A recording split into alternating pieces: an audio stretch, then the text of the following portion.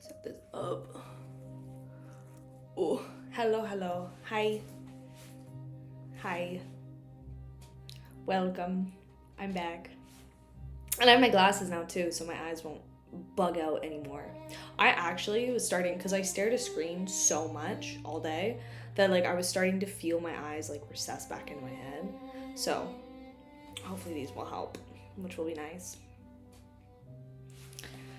Honestly, I feel like you've been first the majority of times lately.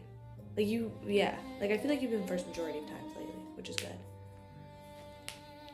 Honestly, as long as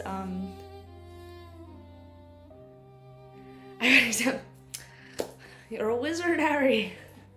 Like Hermione. Thanks. What? I don't even want to know what you put fucking down, Connie. Yeah. As long as someone beats harsh, that's all I really care about. That's good. I feel like the glasses make me look smarter. They distract from my forehead, which is nice. Since my forehead's so big, apparently.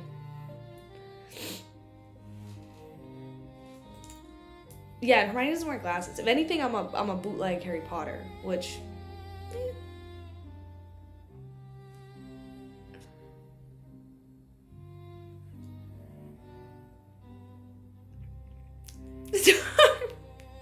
harsh, I'm just gonna take it as a compliment.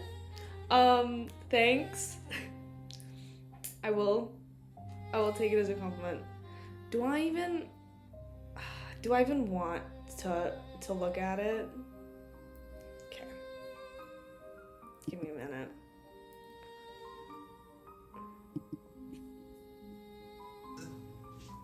Here you go. Serving the ice cream. Big ass scoop for a very nice lady. Thanks, Cole. Very big ass scoop for I don't want to say it, big ass bitch. Yep. Sounds good. Thank you. Yeah. Thank you. I expect nothing less. So honestly, here's the thing. Why do I feel like that's kind of what you look like though? Like when I picture you, I picture that guy. Take it as an insult or a compliment, but that's, kind of just standing like this, hunched in a corner,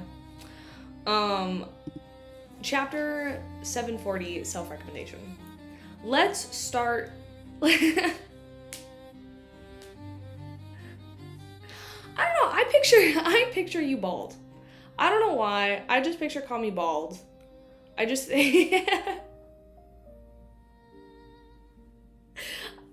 We can start the agenda, but I'm 98% sure that Kami is bald. So, other than that, we're gonna start reading. I'm gonna try and get through as many chapters as I can. And go from there. I missed Dwayne. I missed him. I'm so excited now. Bald and French. Chapter 740, self-recommendation. Moon puppet. Forrest's heart palpitated as she... And we start on fours. Starting off strong, I see. As she refocused and looked at the gathering participants who had just spoken. The man in the black iron mask had already taken out a small puppet and showed it to everyone. I have a friend who discovered a series of graves deep in the southern continent, Paz Valley. This puppet was stuck to descendant's right eye socket. Forrest observed the puppet seriously, just like the other gathering participants. She discovered that it was slender, and its entire body resembled a tiny wooden piece that had been engraved with a crescent like eyes and a mouth. Embedded in it were dried grass and flowers.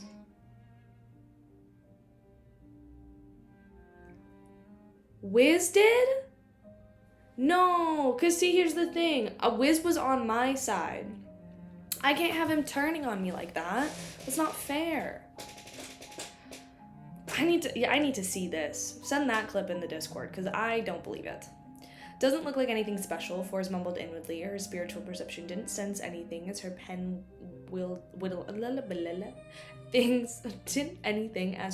whittling hand continued hovering over a bronze green notebook. This man and the iron mask continued to introduction. My friends and I are unable to determine what use this puppet has, and we can only suspect that it's not simple. It might also hide quite a secret. £60. For just £60 you can have it. This price is very fair. Even if it has nothing to do with mysticism, it's not that bad antique worth 40 to 50 pounds. That is to say, you'll be spending like £10 to have a chance of a pleasant surprise to you. This is a small sum of money.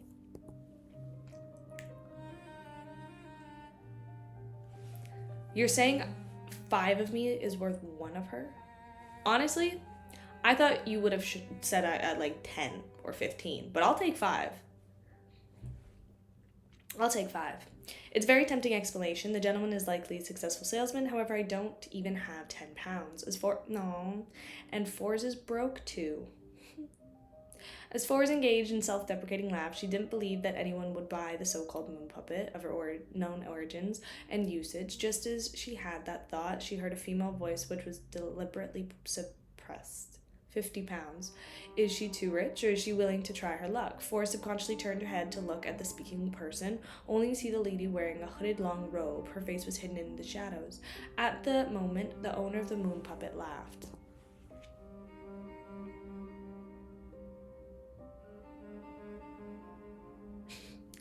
I'll be more inclined to keep it for myself. Perhaps there might come a time when I discover what's so special about it. As he spoke, he realized that no one was offering a better price. He immediately said, "Of course, as a gentleman, I'll satisfy your wish since you have expressed your desires and have given me a reasonable price." "Deal," the hooded woman replied in a deep voice. Soon, the gathering attendant helped them complete the transaction. Forrest noticed that the lady's hand was trembling slightly after she received the moon puppet. She places great importance on the item.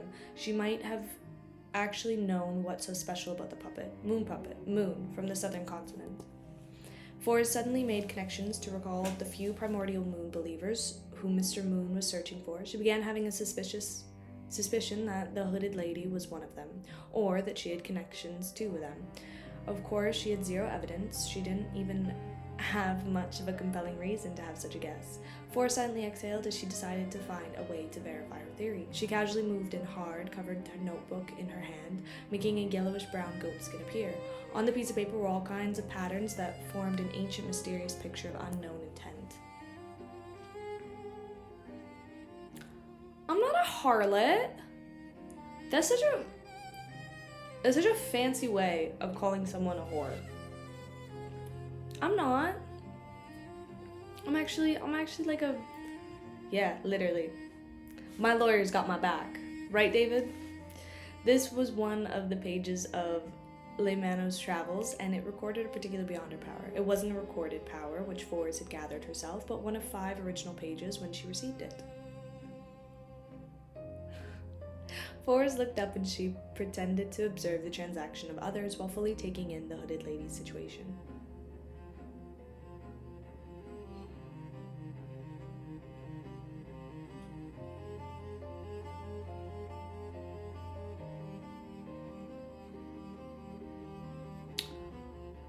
See, I don't remember this, I don't remember this, and I think, here's the thing, I think any sort of quotes or, clips or anything you have of me saying that, it's AI. Forrest looked up and she pretended to observe the transaction of the others while fully taking in the hooded lady's situation. She discovered that there were mosquitoes with dark brown spots on a nearby wall, and unknown worms that were slowly squirming around the ground. Forrest's finger naturally slid across the yellow-brown goatskin pattern as a complicated symbol quickly formed in her hand. Silently and without saying any odd signs, she felt that she had understood the brown patterns. As her thoughts connected with the other parties, the brown spotted mosquitoes flew in a low height. It circled beneath the hooded lady and carefully clung to her front. I'm not even actually real. I'm not even a real person. The mosquito's vision was different from the human's since an incomprehensible scene appeared in For's mind, but it soon disintegrated and reformed into a rather normal seed. The hooded lady had a rather curved outline with dark skin. Her brows were thin and the corners of her mouth drooped significantly.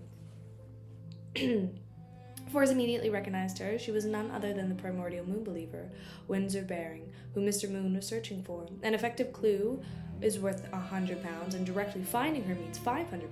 Forrest recalled the reward as she immediately became flustered. Her first reaction was to dive the mosquito to bite Windsor Baring and suck her blood. That way, she could later use astromancy to directly lock onto her location. However, she gave up the idea after struggling for a moment. That was extremely taboo and beyond her gatherings. If she were discovered, she would definitely be attacked by all participants of the gathering. And the hosts of the gathering often had significant strength. Going to overboard made it easily detectable. I'll just get £100. If there's another chance, I'll consider how to lock on her directly. I have to leave this gathering early and smear my blood over Mano's travels to prevent myself from getting lost. That would be dangerous. Forrest repressed her disappointment as she made her final decision. In fact, her actions were already out of line, hence she didn't wish to stay another second longer. Hillston...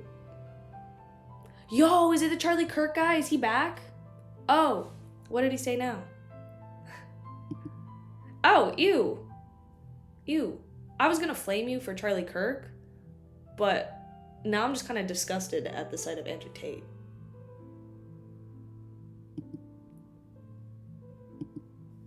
Ew.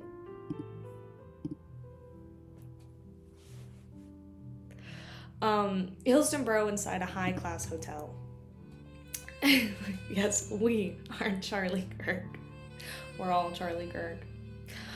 Klein stood behind the oriel windows as he silently took in a crimson moon and thin clouds in the sky. Sometime later, he combined the white hair around his temples and reached out to draw the curtains. I can't read it. Then he went through the hassle of moving the radio transceiver back in the real world and spent the time airing out most of the smell. This time, he only waited about 10 seconds when he felt the room turn dark and eerie.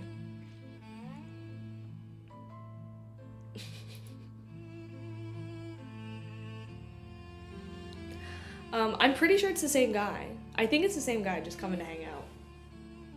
Spread the gospel of the right-wing red pill men.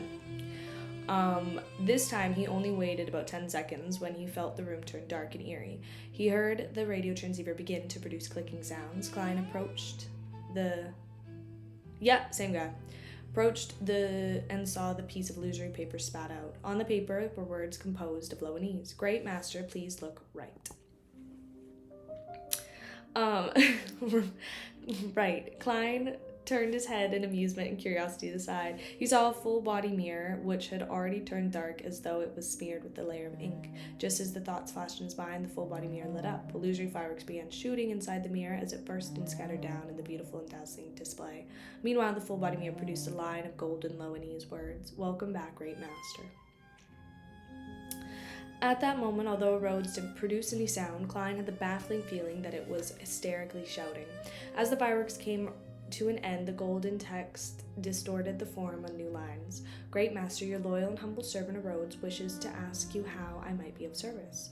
Klein was already very accustomed to this, and he said in a practiced manner, answer my question. The golden line and text were formed again. Thank you for your answer. You may ask. Rhodes is so quick with it. Just letting him off easy all the time. Maybe he'll come back. Last time he said 2, so maybe he'll say another one, you know? Prepared, Klein said, where did the evil spirit in William Street go to? The full-body mirror golden text froze for a few seconds before they slowly disappeared.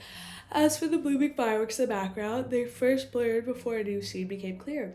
It was that of an abandoned chapel, where withered vines crawled over its walls and gray stones were spewed everywhere. Klein found it rather familiar.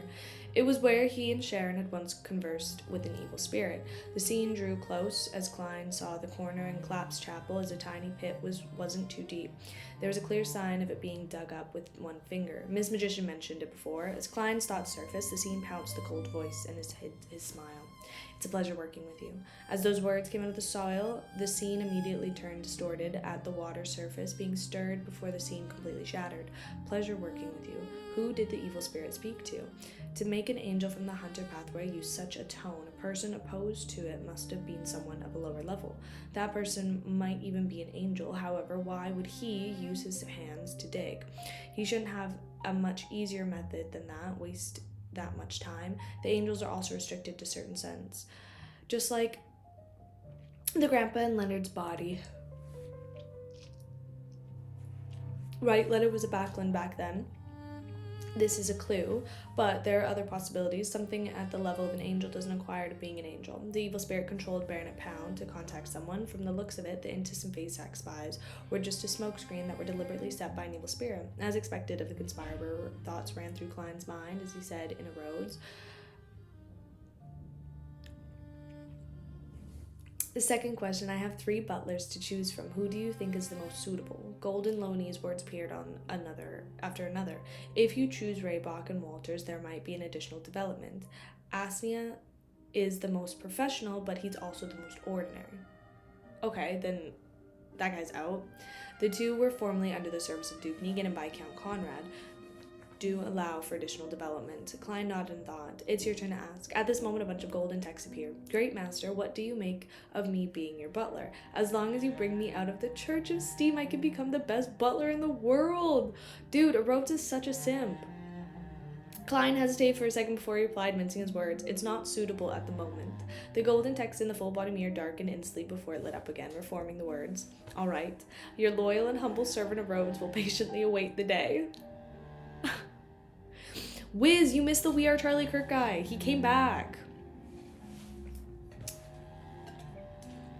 This time he was talking about Andrew Tate. No, dude, Klein does not deserve a Rhodes. This is the rune formed from the corresponding symbol of the magic labels.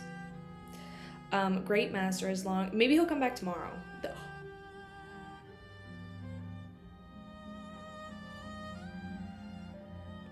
I saw another Dario pop up, but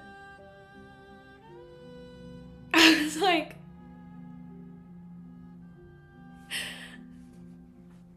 okay, I don't even know how to respond to that one.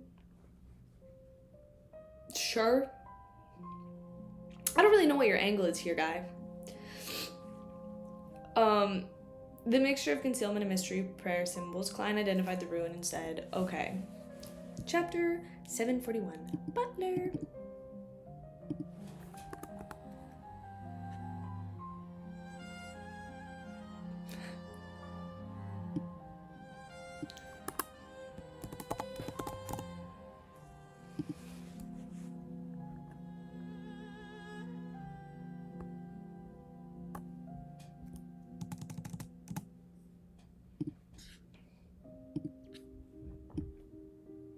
Got centered because he like kind of badmouthed Donald Trump, and I guess you're not allowed to do that with a dictator. I don't really know.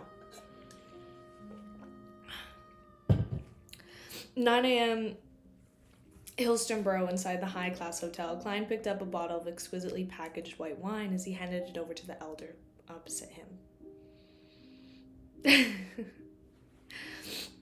Mr. Asnia, thank you for coming. This is a gift of mine. Please accept it.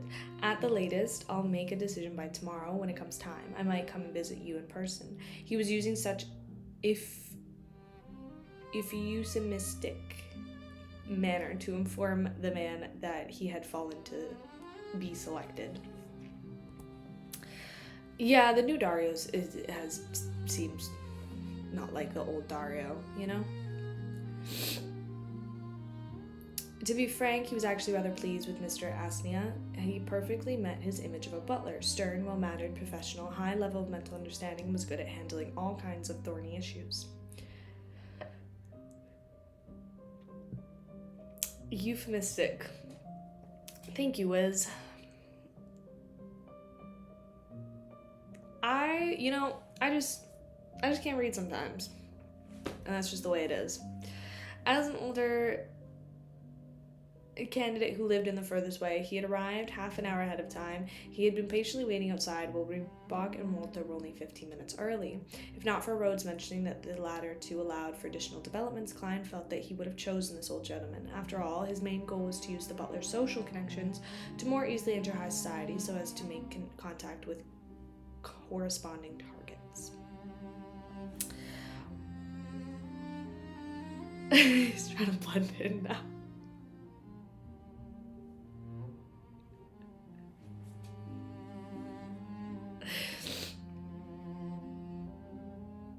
Is there actually French in Koi? No, that's a joke, right? There's not.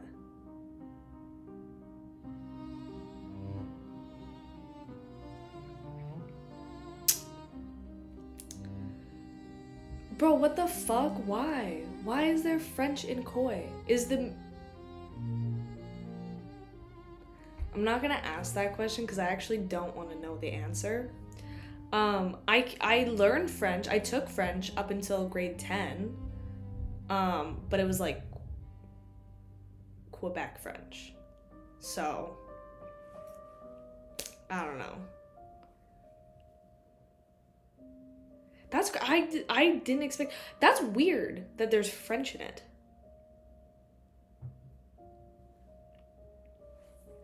Dude, I'm gonna actually, your ears might start bleeding if I start speaking French. So sorry.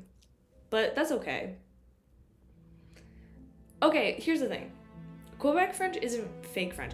Does anybody like Quebec in Canada? No, not really, unless you're from Quebec. And nobody really likes listening to them speak French. However, I will say, only Canadians get to make fun of people from Quebec.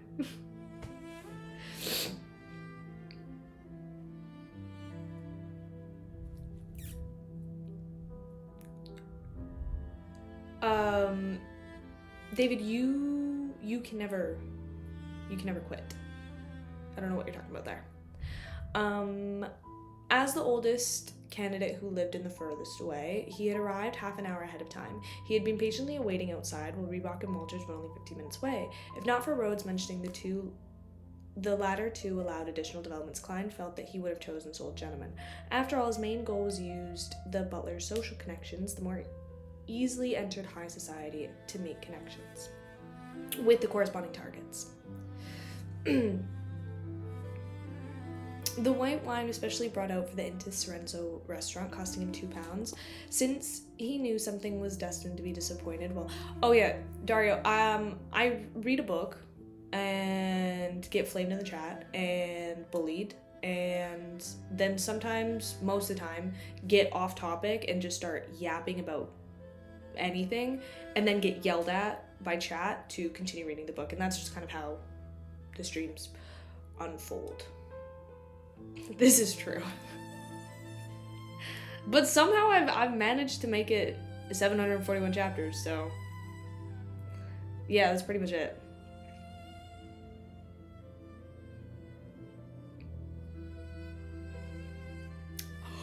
Oh my god, should I start reading AO3 fanfics?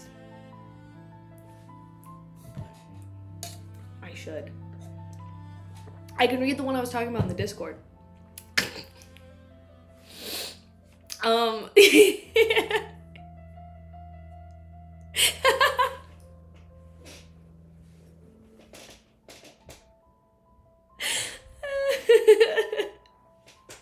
Insert speed paint.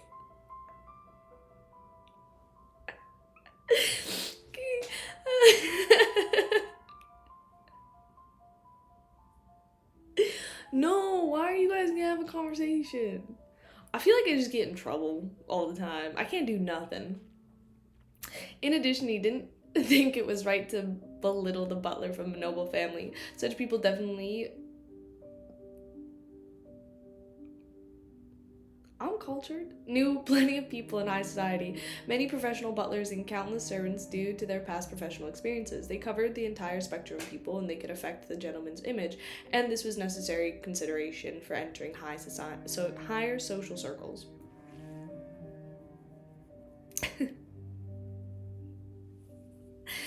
This is fair. At present, the 55-year-old Asania had plenty of white hair. His blue eyes were integrated with the wisdom that time had given him, so he didn't reject Dwayne Dantes' gift. He received it and glanced at it before bowing. I love white wine with Garrod. Thank you for your kindness. Your grace is admirable. Garrod, yes, the waiter yesterday mentioned that it's a brewery in Intis, Champagne province. It's well known for producing high-end grape wine. Some of the wine is certain. Oh my god. Is it the reason why we speak in French? Like, there's French stuff in Koi, is because we're in Intis?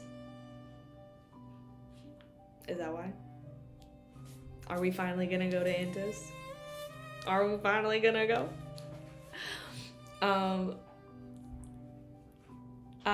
That's right. Mr. Asania had mentioned that wine cellars are directly under the charge of the butler or the butler assistants among nobles or the rich. Does that mean that they need to have the wine cellar in the future? The wine costing £2 at the bottle is of the totem pole, while even Armor red wine from 1330, which costs £126, isn't even considered the best. How much would such a wine cellar cost? As he thought it over, Klein felt a heavy chest and began to suspect that the £2,888 he had set aside from the gold coins weren't going to last long. Yeah, no shit, Klein. If not for hunting, for the training he had during his time as a clown, he definitely would have lost his cool and not replied with a smile. Your fondness for it is the greatest form of praise for me.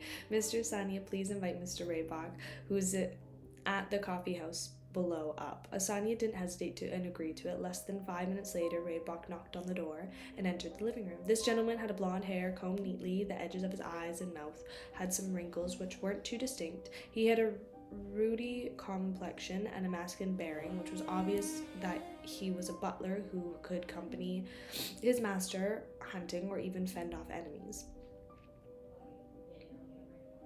I didn't know nothing. After exchanging greetings, Klein invited him in and take a seat while smiling. He went directly to the point. Forgive me for being honest, I don't understand why you would become the butler of Baron Sanders. Your father was an assistant butler to Negan, your family, and your grandparents was the land steward of the same family. Many of your ancestors served the Duke and his relatives until they returned to the arm of God. You should have such a life trajectory as well.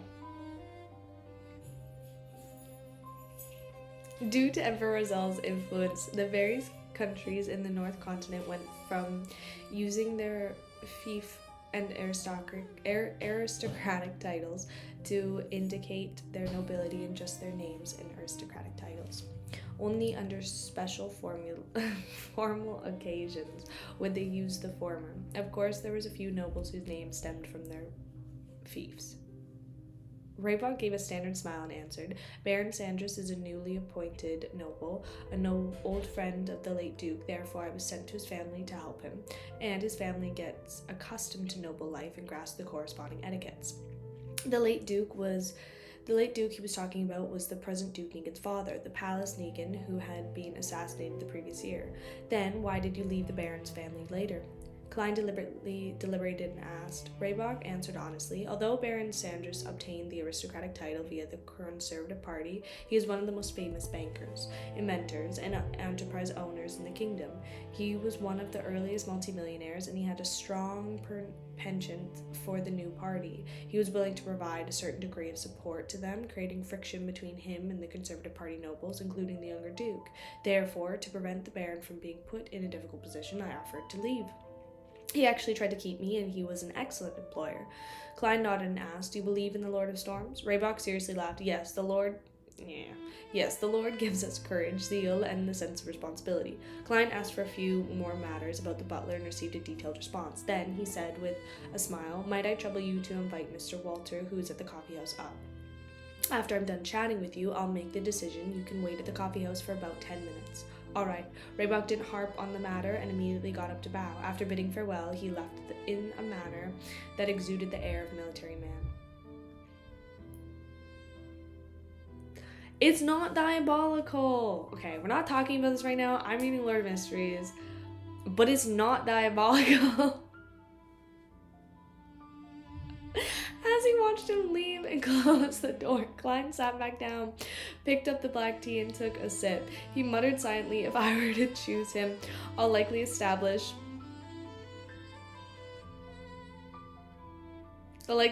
certain connections with the present Duke Negan and the Conservative Party. The additional development might include the situation before the assassination.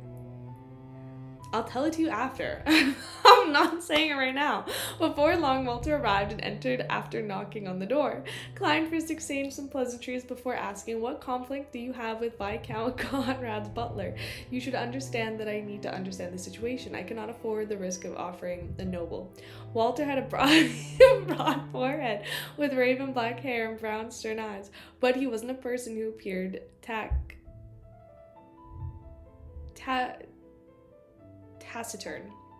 I got it. Taciturn. He thought for a few seconds and said, as a butler assistant, I am responsible for the Viscount's children. During this process, due to certain matters, I was appreciated by a particular important figure, such as I won the recognition of the Viscount, which made the butler wary against me. Hey, kill a girl for having a hobby. Later, the important figure passed away due to an accident, and as a result, the Viscount's attitude towards me changed. The butler treated me even worse, making me believe that I was pointless, waiting for things to improve. In charge of the Viscount's children, and he got to know an important figure, Talim also got to know Prince Edisac from teaching Viscount Conrad's youngest son. And the prince passed away a few months ago because of the Great Smog of Backlands, which matches Walter's explanation. From the looks of it, the butler, who was one of the peripheral victims of the matter, he'd rather cautious and professional. He didn't expose his former employee negatives or reveal the matter about the prince, nor did he speak ill of the Viscount's butler. If I select him, the additional developments is something I look forward to. Klein listened silently as he made some connections. When he switched to asking some professional questions, expressing his desire to enter high society after receiving a satisfactory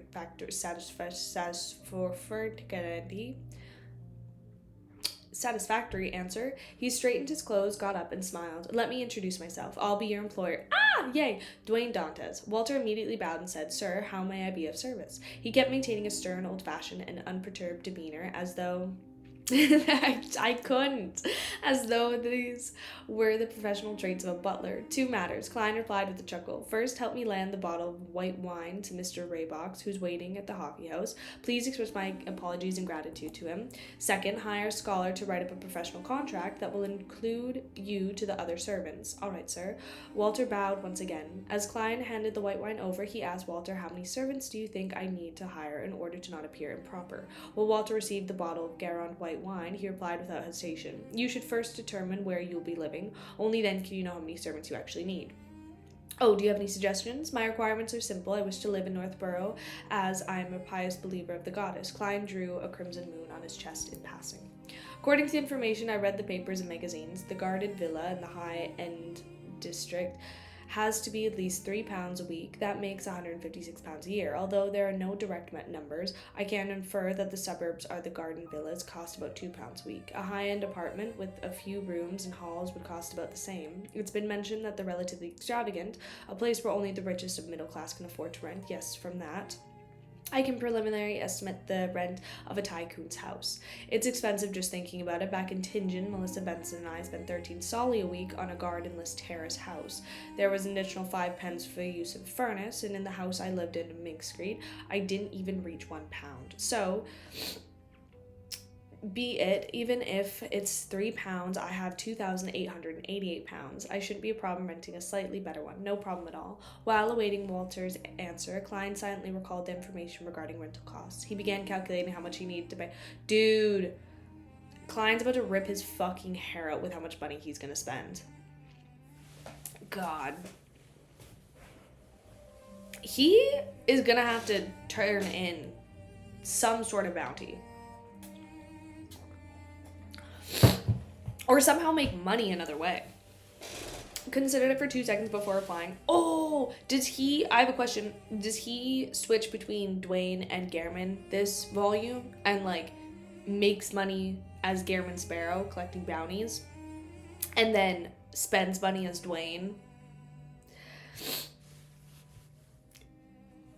I feel like that would just be like the logical answer. Okay, and it's a 3-story manor and more than 10 rooms. It comes with a stable, a servant quarters, and rather large garden. Living near the baronet's house and common members of parliament and senior lawyers, the interior designer is especially tasteful. There are plenty of famous paintings and antiques. All your furniture and wares are enough to accentuate your identity. You can rent it you can rent it for a first year. If you find it satisfactory, you can consider buying it entirely. Sounds pretty good. Klein asked with a smile, how much is it to rent for a year? Walter sternly and skillfully reported a number, including the use of the furnace, £1,260 a year. Klein was glad that he wasn't drinking any tea, or else he would have spewed it across the butler's face. He mustered nearly all of the clown's control in order to prevent any abnormalities from showing on his face. Author's note, voice of God, voice from our Lord and Savior, Cuttlefish that loves diving himself. Author's note, the rental prices of houses are referenced by Money in the Past on the economic life of people in Beijing, Paris, and London on the 19th century, and British study of Victorian middle-class marriage and family life. The housing cost £1,260, is an embassy rented during the Qing dynasty. As for whether there was a premium to it, I have no idea. Chapter 742. Well, I'm also not a reliable source, so that's what we have in common, you know? Decided.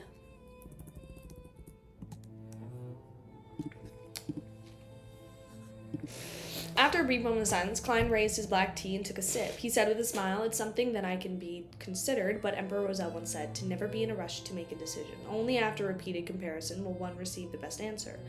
Are there any other options? Walter, who wore a white glove, replied with an abnormality to his expression. Phillips Street would also satisfy your request. I recall that Unit 9 is available for rent. It's a 2-story villa with more than 10 rooms. It comes with a stable and servants' quarters and a small garden. The furniture and wares are relatively old, but they're considered decent. The annual rent is £220. It's quite a reasonable price. Reasonable. However, Phelps Street means that it's less than 100 meters away from St. Samuel Cathedral. Although this does help in being right under their noses, many of the pedestrians will be Nighthawks. It would be very inconvenient for me to leave and return, making it easy for the mistakes. Klein, who originally had a budget of about £160, suddenly felt £220 was a pretty good price after undergoing the catharsis in the garden's manor price. This made him suspect whether Butler Walters had deliberately offered him an expensive choice at the very beginning. Klein pondered for a few seconds and said, any others? Walter replied without showing any signs of impatience. 160 Buckland Street is available for rent. It's a 3-story house which also comes with a garden, a stable, servants' quarters. There are more than 10 rooms, but its location isn't as good as the Unit 32. The decorations, furniture, and wares can be considered decent. It has an annual rent of £315. £315. The rental fee flashed past Klein's slightly numb mind. He asked in thought, what do you suggest? At that moment, he had already decided on an answer, but as an employer, he wasn't in a rush to express his decision. This was because he would easily be belittled if his decision had a slip-up in common knowledge. Walter seriously thought and said, 160 Beauclerk Street. In comparison, the neighbors here will be more helpful in entering high society. As for 32, it's overly exaggerated to rent it immediately, will make you surrounding neighbors believe that you lack the necessary self-restraint, making it seem inappropriate. To put it simply, to rent a house costing £1,260 a year is so easily will make neighbors define me as an ostentatious novia reaching? To the tycoon who's trying to enter high society, such a reputation will be terrible. Klein slipped his black tea and asked, hi Merlin, and asked with a smile. Then, why did you offer me this selection of 32 Bokeland Street? Walter unhurriedly bowed and said, Honorable sir, I'm only a butler. This is gonna be the whole fucking I'm just a dog thing again. My responsibility isn't to decide, but to present all suitable options and give you a certain suggestion for your consideration.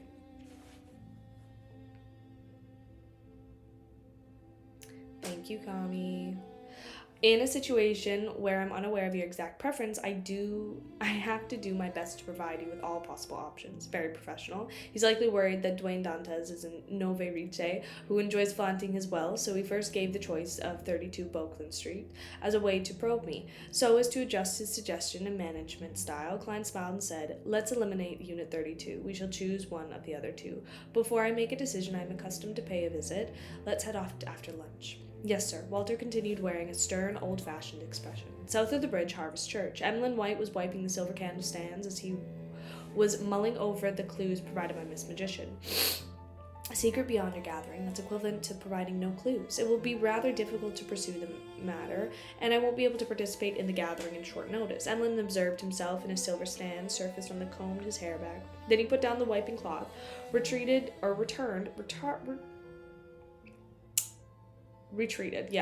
to the first pew in the cathedral and sat down as he watched Bishop Petrovsky praying seriously before the altar with a gaze unfocused. Thoughts came in his mind as he occasionally created sparks and then suddenly grasped at detail. Why would a puppet that garners the primordial moon believe the immense intense interest happened to appear? A moon puppet that feels like bait. Could it be a trap disguised by Roose Bathory or the others? Emlyn's eyes lit up as he suddenly stood up. Roose Bathory was a sanguine baron who was participating in the hunting competition. He was viewed by Emlyn White as a strong competitor. The more Emlyn thought about it, the more he found it as possibility. This was because he was a Wait, stop talking, Dara. This was because he knew that Bathory was an antique enthusiast who especially enjoyed collecting all sorts of strange trinkets from the southern continent. After pacing back and forth a few times, he curled the corners of his lips and chuckled. He silently said, I have no way of entering the Beyonder gatherings to seek out the location of Windsor, but I can monitor Roose Bathory and finish off the target before he does. I look forward to this expression when that happens. Yes, Miss Magician's clue is indeed worth 100 pounds. Just as Emlyn was feeling abnormally excited, Father Petrovsky ended his prayer, walked over, and looked down at him. He said with a gentle voice, Our piousness is not in our language, but in every detail of our body language. You were not being focused enough today. Wipe the candle stand again. All right. Emlyn replied, suddenly feeling ashamed. After the priest turned to walk to the confessional, he snapped to his senses as he muttered, amused and incensed. I'm not pious at all. I don't have to appear pious. I love Emlyn. I love Emlyn so much. I love that he's still at the Harvest Church. I love that he has beef with a 14-year-old child. I love him so much. I love that he has his weird little dolls. Rows of straight intas. I love him so much. Rows of straight intas, parasol trees lined both ends on the street, making the street appear beautiful and tranquil. With the gold inland cane in hand, Klein slowly walked out of Unit 160. He silently drew a breath and turned to look at Walter. Tell the owner that I'm very satisfied. I'll temporarily rent it for a year.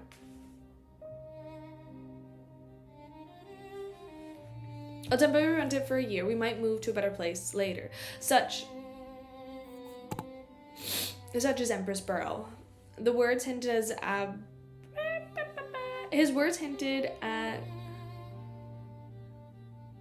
he's not a boy failure. Emlyn is actually, I'll get into it, but I love Emlyn. As Empress Borough was a place where the nobles gathered. As for why he didn't rent half the year to save on money, it was because such high-end estates only accepted long-term contracts. 1 year was the minimum. To be frank, if money wasn't an issue, Klein had quite a liking for the house. Its lawn was clean and its gardens were beautiful, the furnishings were benefiting, and the wares were exquisite.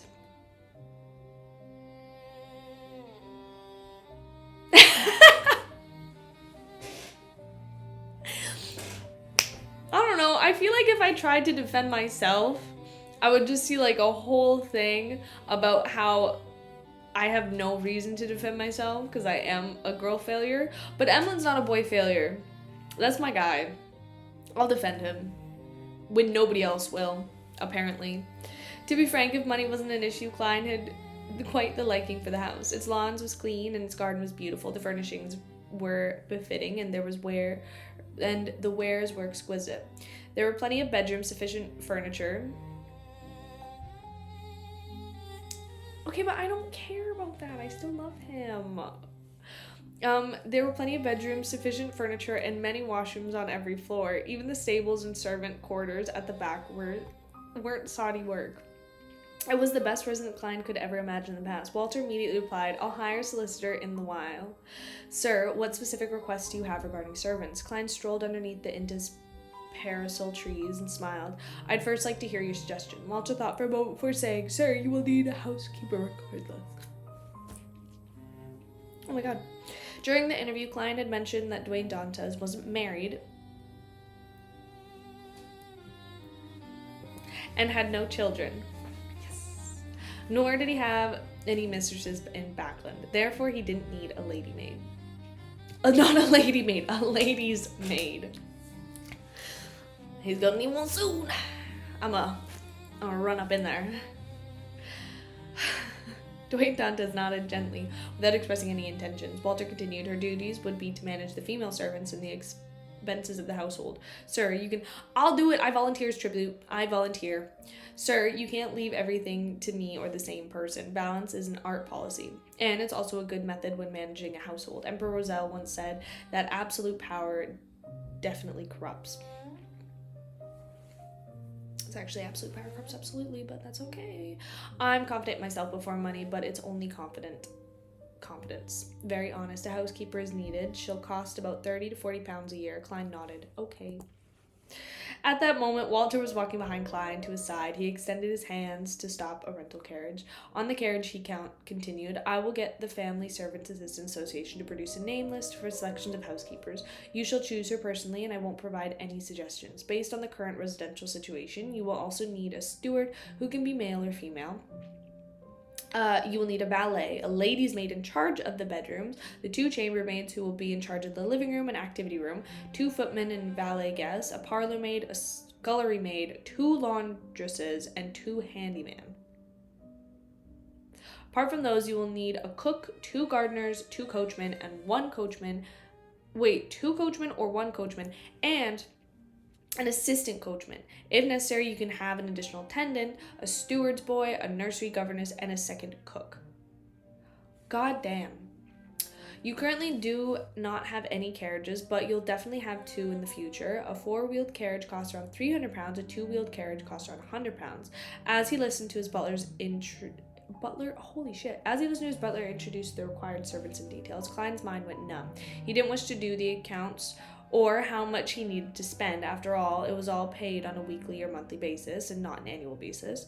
Ignoring the attendant, steward boy, nursery governesses, and second cooks, there would be 10 to 11 male servants, and female servants with the housekeeper will number about 9 to 10. It's basically several times what I calculated. Each week's expenses will exceed £10. This can only be determined after all of them are hired and their salaries are negotiated. There's also the carriage. Klein's mind couldn't help but drift when he saw Walter's mouth moving non-stop. Seeing the staid and extremely dignified Mr. Wayne Dantes nodding from time to time, Walter subconsciously broadened the topic. Oh my fucking god. "In the future, you will need to rent a manor in the suburbs to enter friends, to have a wonderful weekend over there. There's no rush, it can wait, until you hold several dances and banquets at Unit 160. Sir, do not mention housemaids in front of the neighbors on this street. Only those with salaries below £500 a year will hire housemaids because they're unable to hire enough female servants to handle the different parts of the household." Klein listened numbly as he reflexively wore a warm smile. Back at the hotel, he watched Walter leave before he sat back down, his expression collapsing. When it was 20 minutes to 3, Klein rubbed his temples and slowly got up. He went into his bedroom and prepared to begin the week's tarot gathering. Crazy. But I'm okay with it because we get a tarot gathering. And it's labeled a diary page.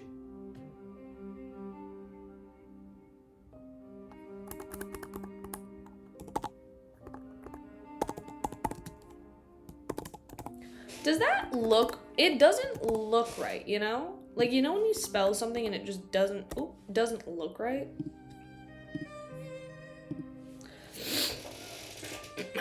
No, dude, he's... I don't think I'm... Here's the thing. I'm excited for Volume 4 because I'm ready to see Klein just blow all of his money. David, what the fuck? Bro. Anyway, I'm gonna read about Daddy Roselle now, so. After the great fog in a palace that was towering with a towering dome. Yeah, I have glasses now. It's to help. Some say I look better. Some say I look like the Temu version of Harry Potter. We'll see. The fool Klein. The fool Klein glanced at the sun who had been pulled up ahead of time, as well as the world who had been conjured, also high, conjured in advance, emanating a little bit of spirituality. He made contact with the crimson star, representing justice, the hangman and the magician, the moon and the hermit. Beams of light rose up and as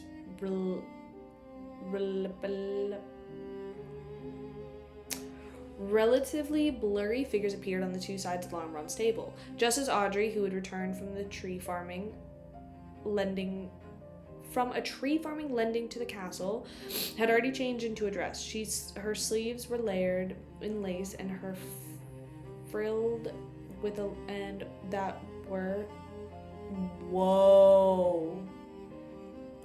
Her sleeves were layered in lace that were frilled with luscious pearls. Oh my god. Apparently it's not doing much. I think I was.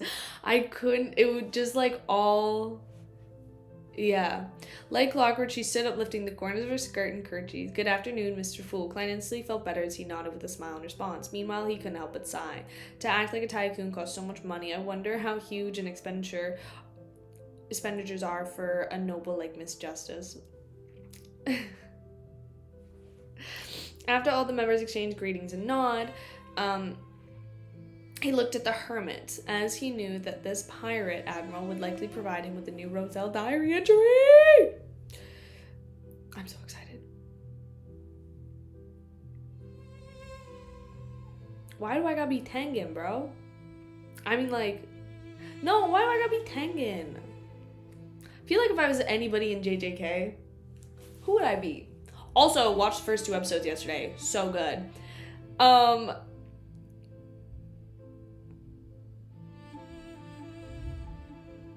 I feel like if I was anybody, I don't think I'd be Gojo. I think, I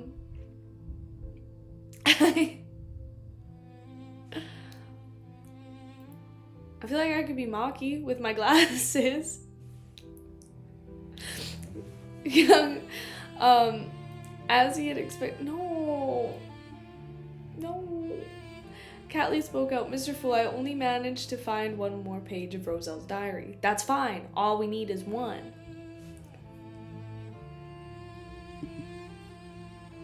Was it handsome? It just didn't have limits. It didn't have 6 eyes. The girl that gets shot by...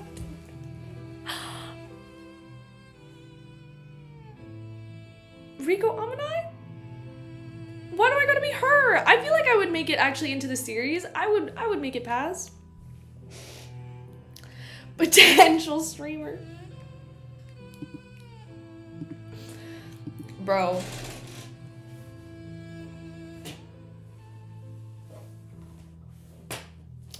Okay. I'll just sit here sad. Dead before the real series.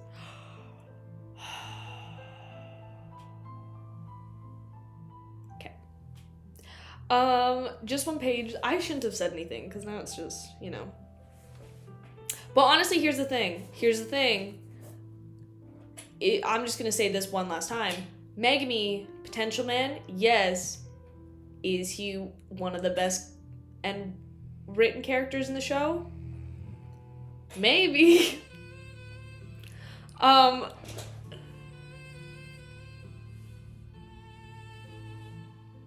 Junpei's mom! No! No! I'm not Junpei. No! Why we gotta make me Junpei's mom? I would be, dude, after after seeing Yuji's dad, I'd be Kenjaku. Absolutely.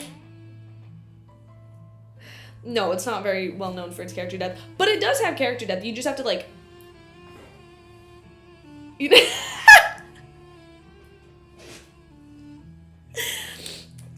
you know?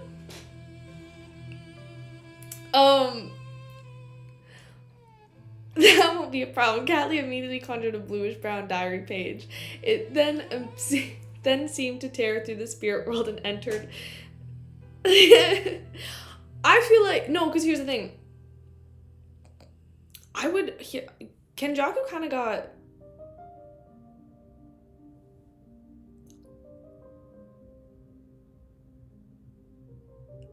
Kenjaku is for the streets. He gets around, dude. He has... How many kids does he have now? 8, 9? He got a lot of kids.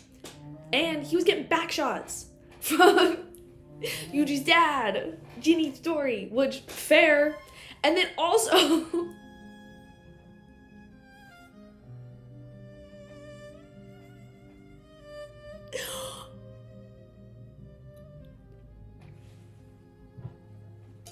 It's so sad. Mimiko and Naniko are adorable. The white splash, so she can do the black flash. That's what I'm saying. He's getting around. Dude, you know what? Roselle is the Kenjaku of... There's parallels between Roselle and Kenjaku. I'm just calling it right now. They were getting down. They were making moves behind the scenes.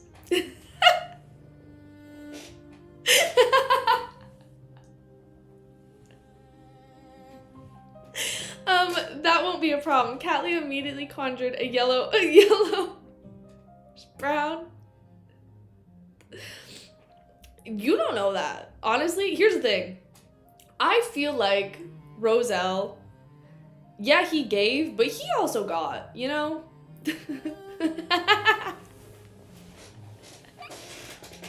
Sorry, let's just read. Catley immediately conjured a yellow-brown diary page, and then it seemed to tear through the spirit world and enter Mr. Fool's hands. Klein deliberately looked down, and he was surprised to discover that the beginning of the diary entry didn't have a date. Oh my god, let's go. That means that it's the second page from another diary. Why didn't Bernadette give me that first page? She should have been able to figure out the dates. After all, old Neil succeeded, did she not? Or was their diary page thrown into a mess and she wasn't able to restore them into the correct order? Does this mean that Emperor Roselle's belongings were vied for by various factions after its death? Some were lost, and at that time, Bernadette was able to stop them. Only when she became Queen Mystic did she have the ability to get involved. Ask Klein. Guess he quickly began reading the context of the piece of paper. Guys, I'm trying to lock in. How surprising, the fourth epoch history divulged by Mr. Dorr is getting more and more interesting.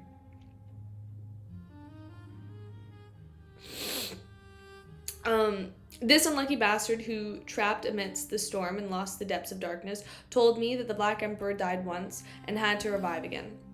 Surprisingly, the matches that were said in an ancient secret organization during the gathering that said that the 9 secret mausoleums of the Black Emperor weren't all destroyed. Even if this deity who walked the lands were to perish, he could resurrect. Even if all 9 mausoleums were destroyed, as long as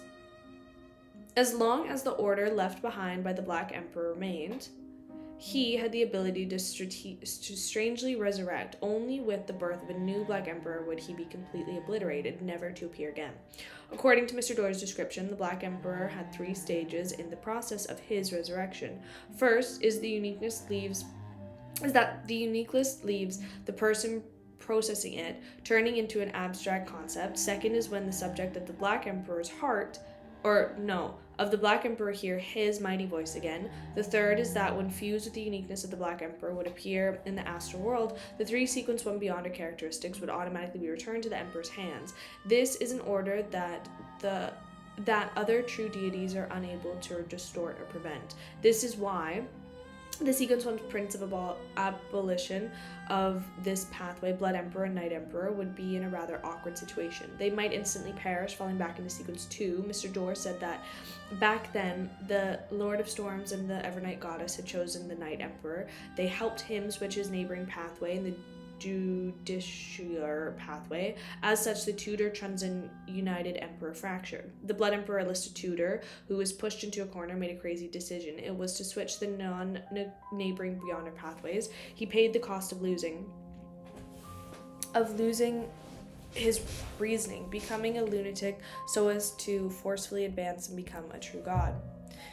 I have to say that the decision is filled with irrationality. It's almost impossible for it to happen, but Mr. Dorr told me that Alistair Tudor eventually succeeded. The craziest true god was born. It's truly fascinating, but Mr. Dorr didn't go into the details since he kept it from me. I asked him which was worse, lunacy or death. He said that it was obvious choice, death, because as long as one was alive, it was impossible to recover even if it was completely mad. It wasn't impossible to recover even if one was completely mad.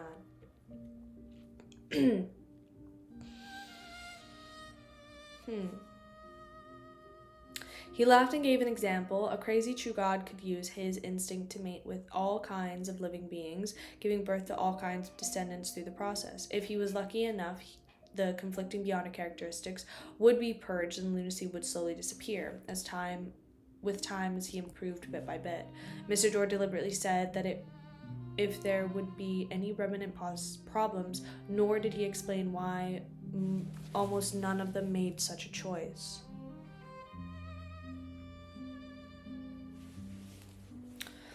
But I could tell that there was definitely some huge hidden risk. I have to say, Mr. Dorr's understanding of the true gods far exceeds my imagination. Before he was exiled, he might have made an attempt to reach Sequence 0. It's no wonder he shows his contempt to Zuratel, and he has zero respect for the various true gods. This only makes me more unwilling to let him return to the real world. There's plenty of information. There's no wonder that Bernadette deliberately it's no wonder that Bernadette deliberately chose this diary page. Wait, why did she choose this page? What important meaning is there behind it? Did problems begin to slowly happen to Emperor Roselle from that day until he eventually went mad? Mad. Could it be? No way. Roselle's situation back then was similar to Blood Emperor Alistair Tudor's. His pathway was severed, and the neighboring pathways were blocked by either people or items, making it difficult to reach them. Could it be that under the immense stress he made an irrational choice like Blood Emperor, and he had attempted to switch to a neighboring pathway? A non-neighboring pathway. Did he attempt to switch to the seer pathway? This was the craziest in his later years as a result of him truly losing his reasoning, not a result of the defamation of others. It's no wonder Bernadette hated and betrayed him, but is also trying to figure out the truth. From this angle, certain things have become very interesting. Roselle forcefully ascended to the throne and declared himself emperor. His declaration of the civil code using the orders from Earth 18th and 19th century to replace the existing orders. He wantonly spread his speeches and promoted his sense of aesthetics. I really belittled this senior of mine. I always thought he was cosplaying Napoleon or Caesar for his own entertainment. So it was him making preparations to become of the Black Emperor. No, I saw a few pages of his diary back then. His thought process was clear and his emotions were stable. He could even communicate with various noble women of different ages. He might not have made the final decision back then, but was subsequently leaving a way out for himself. The civil code probably wasn't deliberate. As a usurper of the throne, declaring new laws is necessary, and from what he could use for reinforce The civil code was what matched the situation and flow of history. The actions of him declaring himself emperor later on must be something Bernadette found incomprehensible. She found it difficult to accept. As Roselle's most beloved child, she probably noticed certain abnormalities with her father before he declared himself king. Hence, she chose the longest diary page during the period of the emperor's life to give to Admiral Stars. Klein couldn't help but make connections as though the heavy history hidden deep in the fog was being turned over to reveal a page filled with blood and iron. This made him curious about the final trigger that made Roselle go mad. Meanwhile, he also resolved some of the puzzlement. So, the resurrection of the Black Emperor is done this way. It's very simple to my previous guess. In the Fourth Epoch, there was actually a Tudor Trunnion United Emperor, which was supported by the 6 deities like the Lord of Storms and the Evernight Goddess. The 2 thrones in the ruins of William Street can be explained then, as it belonged to the United Emperor. According to Mr. Dorr, the 6 deities chose the Night Emperor, resulting in the United Emperor fracturing. Then, who held the Blood Emperor capture or kill the 3 sequence 100s. Among them, the Red Angel Medici was likely stronger than the Blood Emperor from back then. Primordial Demoness, Death, Primordial Moon, Dark Side of the Universe, Mother...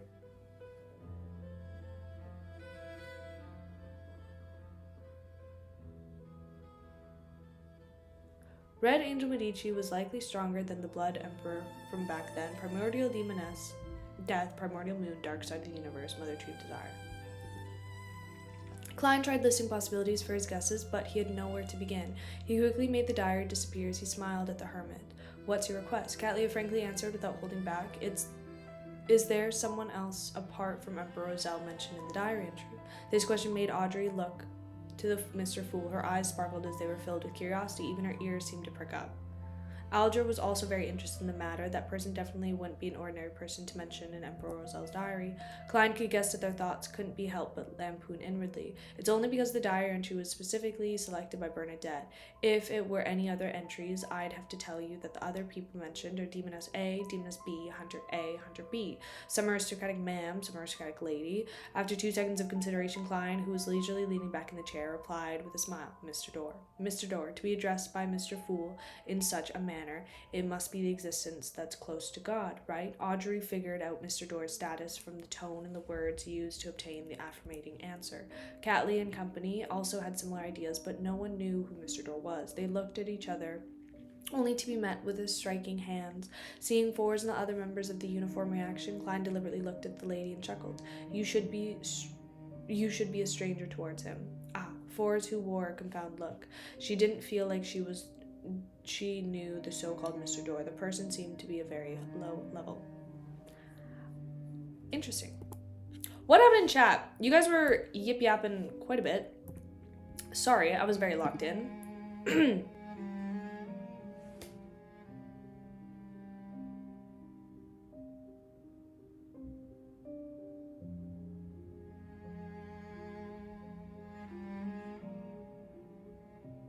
Oh, no way.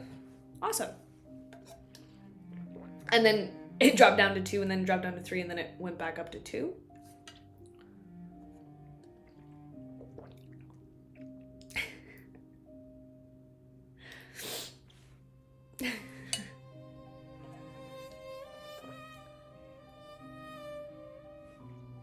That's fine. I was really interested in what was happening. That was where I was at. So I was like, awesome. Love that though. Now it's fun. Okay, well, you know what? Love that. I'll leave it as we go and we'll just continue going. I get in trouble when I'm locked in. I get in trouble when I'm not locked in. So I'm just gonna continue saying locked in because Cammy scares me.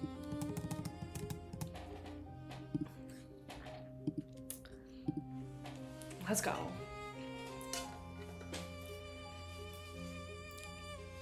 Ow! Ow! Dude, I just got such a bad cramp. Ow!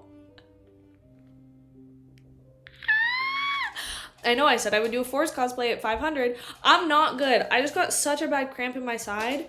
I actually feel like somebody just, like, shot me.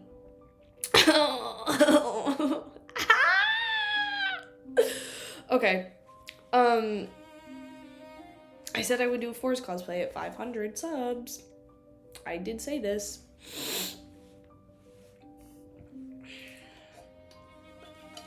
Please no. Please no.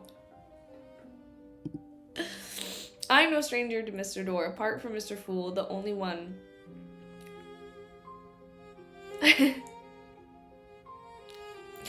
I could stay still if I was shot. I feel like I'm the type of person to, like, if I got shot in a non-lethal spot, I could just kind of take it. It'd be like pop, and I'd be like, okay, stitch me up, blast my shoulder off. I'd be like, psh. Looking like the Apple symbol. I'm no stranger to Mr. Door. Apart from Mr. Fool, the only one I'm a stranger to will be the 7 deities. I can take it. Nope, nope, nope, nope, nope. Don't take it out of context.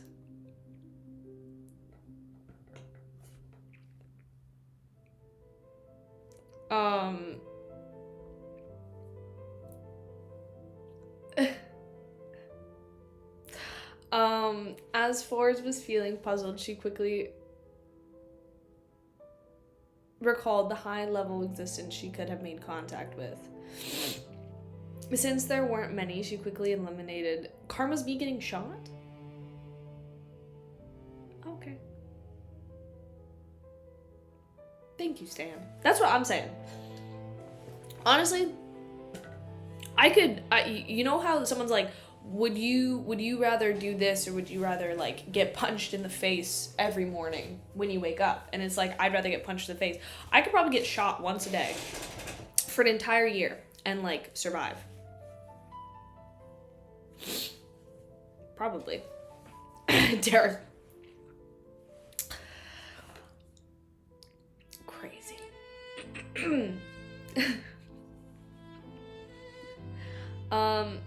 She looked at the end of the bronze table that was enveloped in great fog. Her voice trembled as she... that was...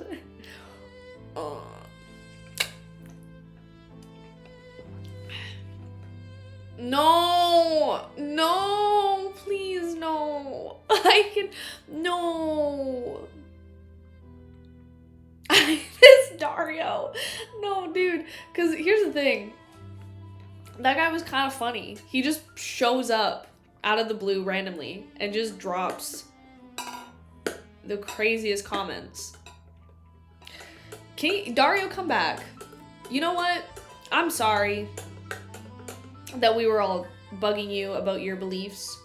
They are wrong. I will say that. With my chest. With my neck. Ha! Nope. But come back. You had some funny points.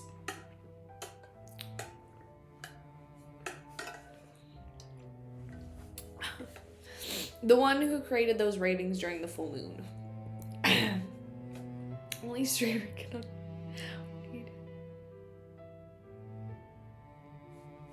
I know, right?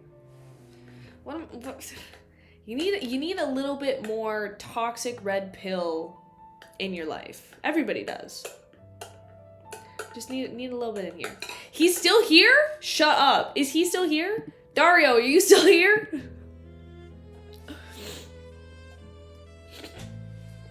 Free my boy. He ain't do nothing. I don't know where to find him. Where is he? Oh, he's like way up here. Let me find him. I'm coming for you. I'm going to find you. Where is he?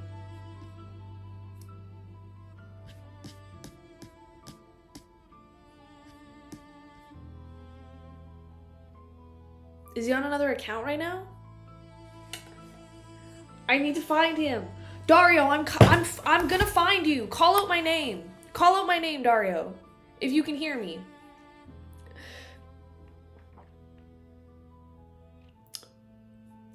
No, come back. Come back. Psst, psst, psst, psst.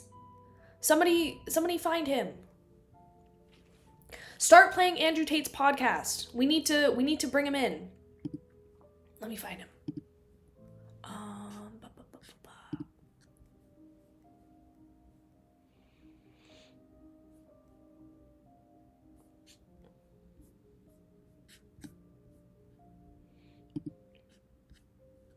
Okay. He's on this one? Okay. I'm gonna find him really quick.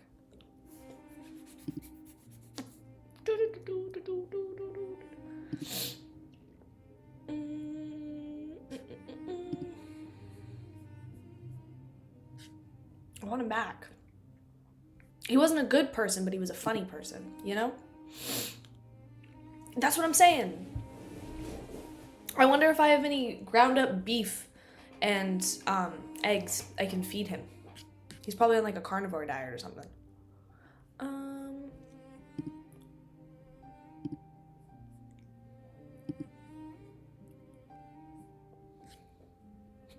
Believer of Tate the Blood. Oh my god, no, I can't find him. I can't find his thing, it's gone. Who banished my boy? Who banished him? We did not decide this as a group, okay?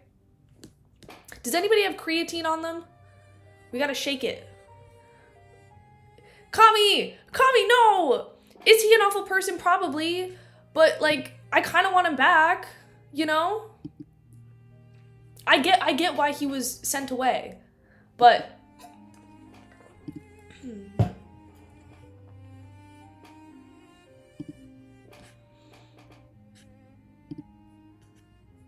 Okay. He better be back tomorrow. I can't find him anymore. He better be back. Oh, if he's not back, if I don't have the Gospel of Charlie Kirk on chat tomorrow, I'm gonna be pissed. Okay? His legs are... I want him back. He's fine.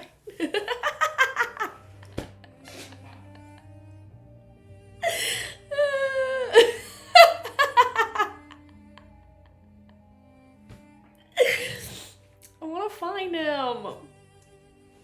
Is it weird that I want to become his friend?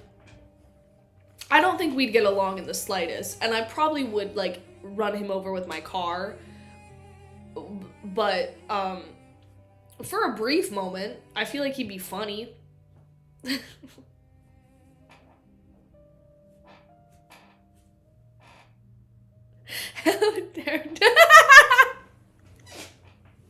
Magaraga, help!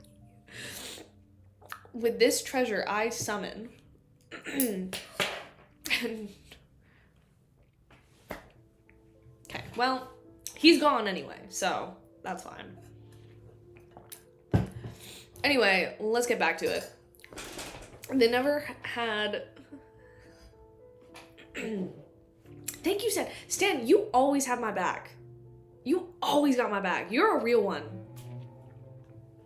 Absolutely. That's what, no, here's the thing. I saw an article the other day. I'm gonna get back to reading in 2 seconds. I'm so sorry, Kami. I'm gonna get back to it in 2 seconds. I saw an article yesterday talking about how the gayest thing a man can do, and this was coming from like incels and like the red pill community. They're like, the gayest thing a man can do is be with a woman. And I was like, bro, you can just come out of the closet. It's 2025. It's okay. It's okay. And they were like, it's so gay to live with a woman. And literally, I was like, what the fuck? The fuck?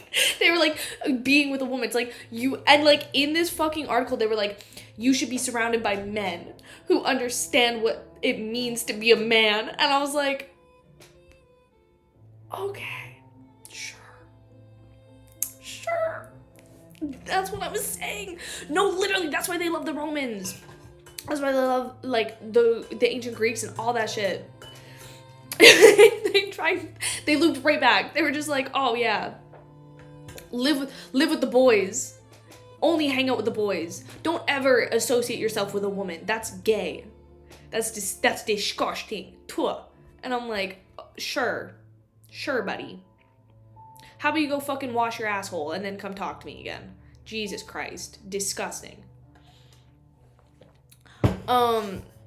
As expected, let's get back to the book. I got super sidetracked. As expected, Miss Magician isn't simple. She actually knows about Mr. Door, and she's aware of the corresponding matters. My intel judgment wasn't wrong, although the beyond her ingredients she needs are relatively low. There are too many possibilities. Cattleya nodded her head indiscernibly, planning to ask more about Mr. Door during the free exchange. She was also willing to pay a certain to pay a certain price for it. As an existence who could be seriously mentioned by Emperor Roselle and addressed by Mr. Fool in the rather formal manner, had to have many secret involved. It was definitely nothing simple. It truly was. That was in the male gaze. That was not in the female gaze. So y'all enjoy that one. It was a cool movie, but that was definitely made by men for men. At the moment, Flora silently exhaled. She felt that she was one step closer to removing her curse. At the gaze, not, oh wait, I feel like gaze. Dude, the English language is so fucking stupid. Oh my god. Gaze, not gays.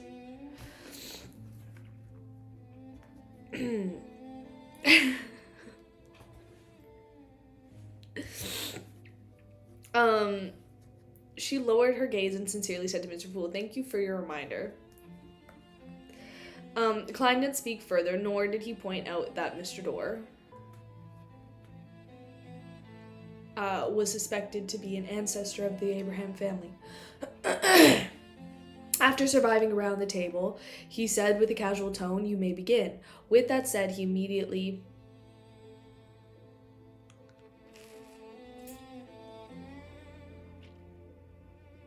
controlled the world to say with a hoarse voice, "I have 2 mystical items for sale." What's she gonna sell? What's she gonna sell? What's she gonna sell? What's she gonna sell? Is she gonna sell her body? Nope, not gonna do that. This is not that. Don't know why I even said that. 2 mystical items. Mr. World was recently being able to produce something of great value. At every gathering, he lives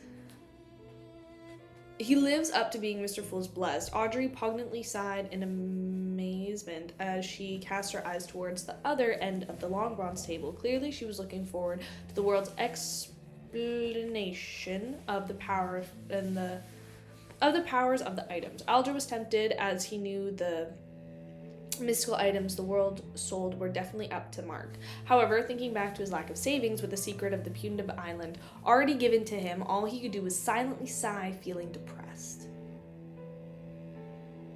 Damn.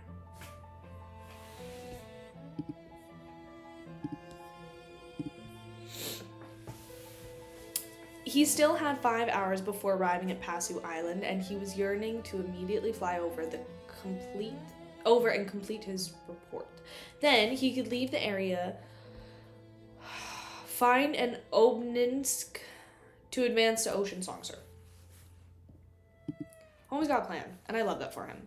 Once he did that, he could explore the primitive island with the world, obtaining the relevant reward so as to ease his financial situation. As for Derek, Emlyn, and Fours, although they were somewhat curious about the mystical item, he lacked the desire to actually purchase it. One of them could submit the application to the 6-member council to select one mystical item, which the City of Silver had become a Sequence 6. The other wished to receive the rewards for the hunting competition. And he wasn't certain that the rewards would be. Therefore, blindly purchasing items made it easy for redundancy and wastage to happen. Furthermore, he only had 2,000 to 3,000 pounds needed for the rest of the clues. As for the last one, he didn't even have the money to purchase it. Catley looked at Gammon Sparrow in piqued interest as she considered the possible origins of the mystical items. If it was subtle without clashing with the two mystical items she had, she didn't manage buying it. Seeing how the two major clients appeared interested in the world gave a deep chortle. One of them is Scales of Luck. It's what I named it. As he spoke, he requested Mr. Fool to conjure the silver necklace that had an ancient coin dangling from it. After introducing his mystical effects of the negative effects, he glanced at Audrey and specifically gave a warning.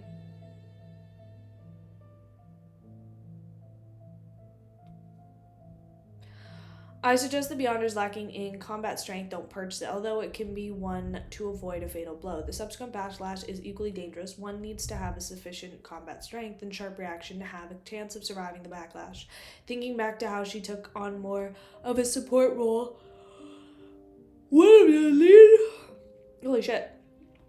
One that leaned towards control and influence, as well as her lack of combat experience. Audrey nodded in slight disappointment, as was an indignation that Mr. Wold was right.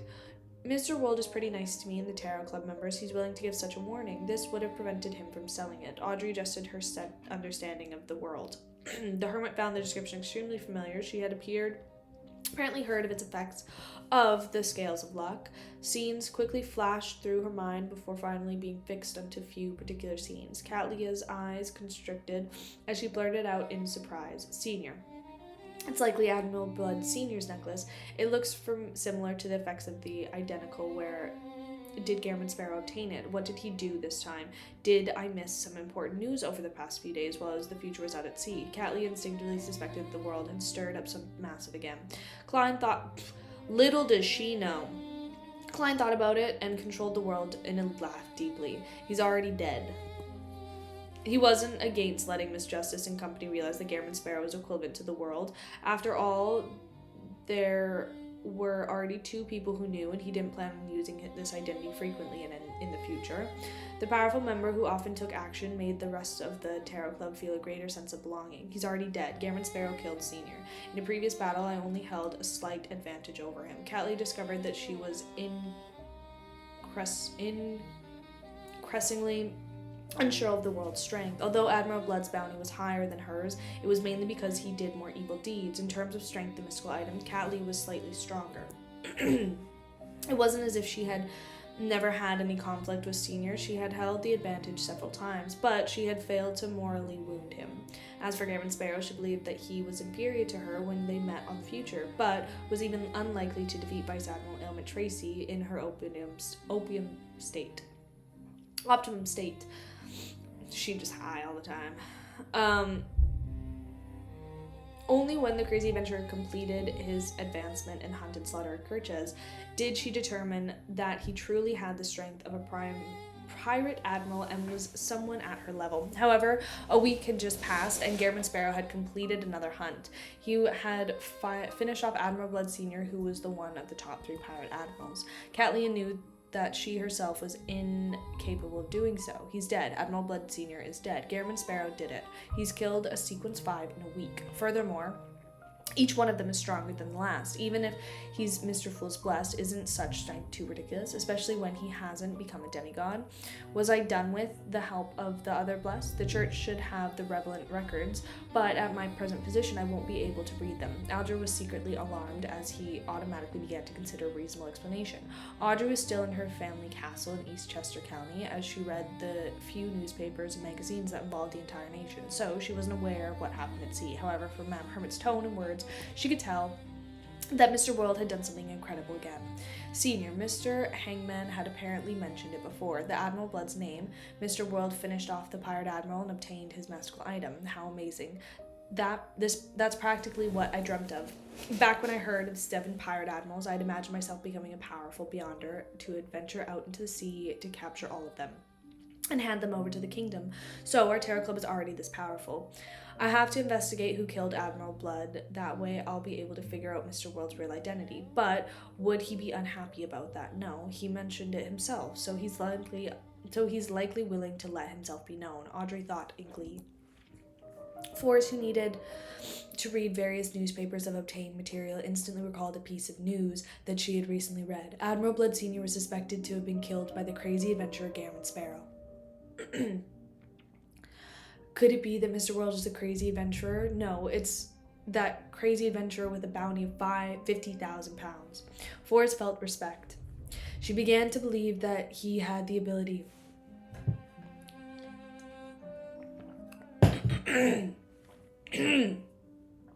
to help her finish off the Aurora article. The suspected traveler, Lewis Ween. Emlyn shared similar feelings as Audrey. This was because he seldom read minor newspapers. His area of activity didn't include any information gatherings grounds for the derrick.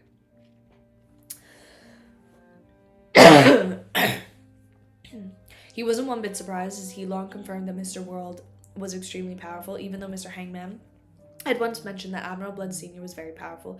He believed that the Sr. was inferior to Mr. World due to the lack of direct impressions of him. Unknown, hey! What's up, homie? You missed a lot. Happy you're here. Katlia said after a few seconds of silence, how much do you plan on selling it for, and what item would you like to trade with? If the price is suitable, I can consider it. Great. There's finally someone here who's interested. Klein, who was burdened with immense financial pressure, controlled the world to say 12,000 gold pounds. He was afraid Katlia would be frightened away by such a price, so he quickly added, you can choose to pay a portion with gold coins. That way, you will need is 11,000 pounds. Klein believed that Admiral Stars, who had plundered gold carrying ships from various nations, definitely had some gold reserves. Even if she didn't have much, she could exchange them from other pirates. This would allow him to make his first payment to Miss Messenger. As for finishing up the sunken ships due to existence of the Church of Storms, Klein believed that an easily discoverable ship would have long been found by an irascible Storm Bros. Sea King isn't weaker than Sea God, and there had been a handful of people at this level of Sea King inside the Church of Storms. Katlia did a silent calculation, said 4,000 pounds worth of gold coins, 6,500 pounds in cash. We can close the deal if you're agreeable. The money wasn't easy to raise, even for her, but she had the Mosaic Aztec... Punk, it's not Mosaic Aztec order! I do this every time! Moses Aztec... I'm actually gonna cry. I fucking hate this group. I hate this cult so much. Moses Aztec order. Backing her. Spending about 10,000 pounds to obtain the Scales of Luck was something that no secret organization would object to. As expected of a pirate admiral, unfortunately, I have to avoid the Rose School of Thought, and I can't clean out Admiral Blood's ship. Klein made the world carefully consider it before saying, deal. Piss me off.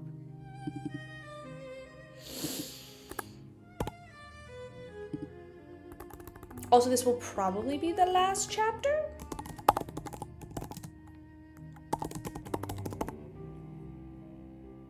I'm gonna assume, yeah, this will probably be the last chapter. I just want to not have a fucked up throat. I wonder if I have COVID. I wonder if I die. If I died, would you guys be sad? Would you guys miss me?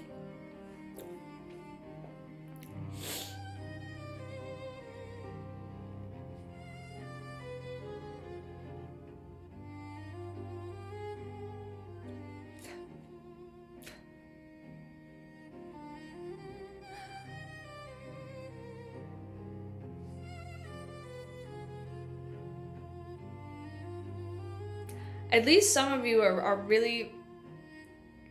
I mean, damn. At least some of you were nice. At least some of you were nice. Thank you. Thank you for yeah, see?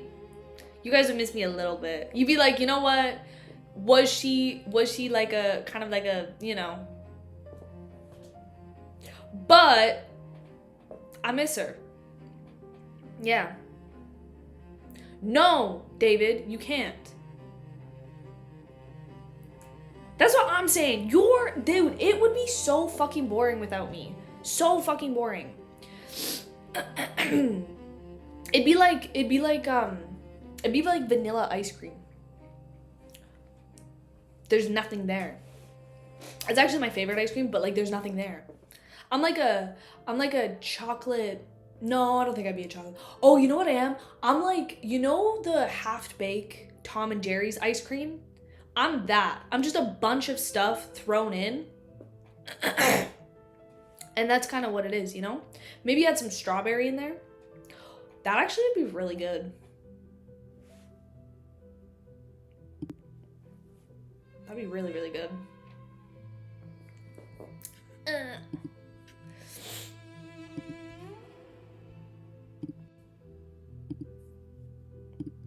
Okay. This will be my last chapter.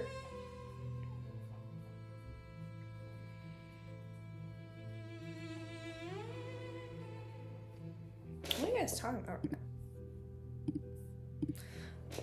Also, I would just like to point out, Kami didn't say anything when I said, if I died, would you guys miss me? He was silent. And just so you're aware, that silent was deafening. It was noted. Thank you so much. Chapter 745. Knowledge is money.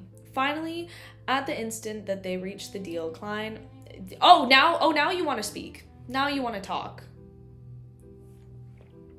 Cammy, would you love me if I was a worm?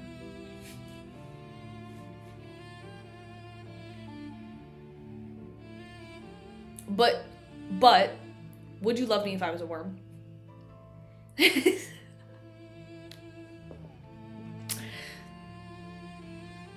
What if I... Okay. That was a pretty definitive no. Okay, sounds good. Finally, at the instant that they reached a deal, Klein heaved a sigh of relief. He felt his pressure on him significantly decrease. Although, Miss Messenger... Dude, if I was a worm, I'd still read Lord of the Mysteries. Absolutely. Really? I'd like a moist habitat, you know? With a lot of dirt and then some grass and leaves and stuff. And I'd want to be put out in the sun, but I want my soil to be really wet all the time. I could be a ladybug. If I was a bug, what kind of bug would I be? You know the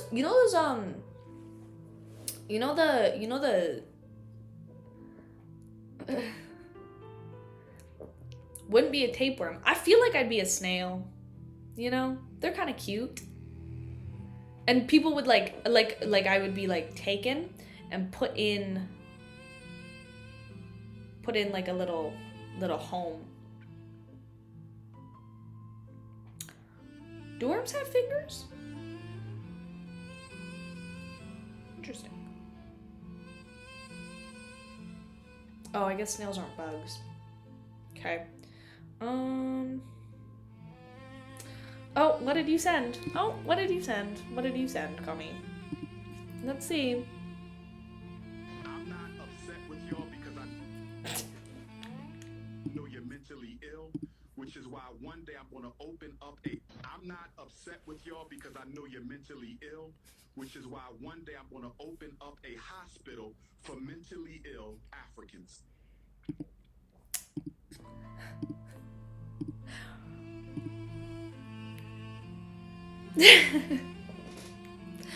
I'm sorry. I'm sorry. Bro, if I was a snail, I would get eaten. Or if I was like, ooh, or if I was like a frog, I would get eaten with like frog legs. What other animals and stuff do people eat? Do people eat snakes? Probably could. And you can eat like rabbits and stuff. I'm sorry, I'm reading. Although Miss Messenger had said that the 10,000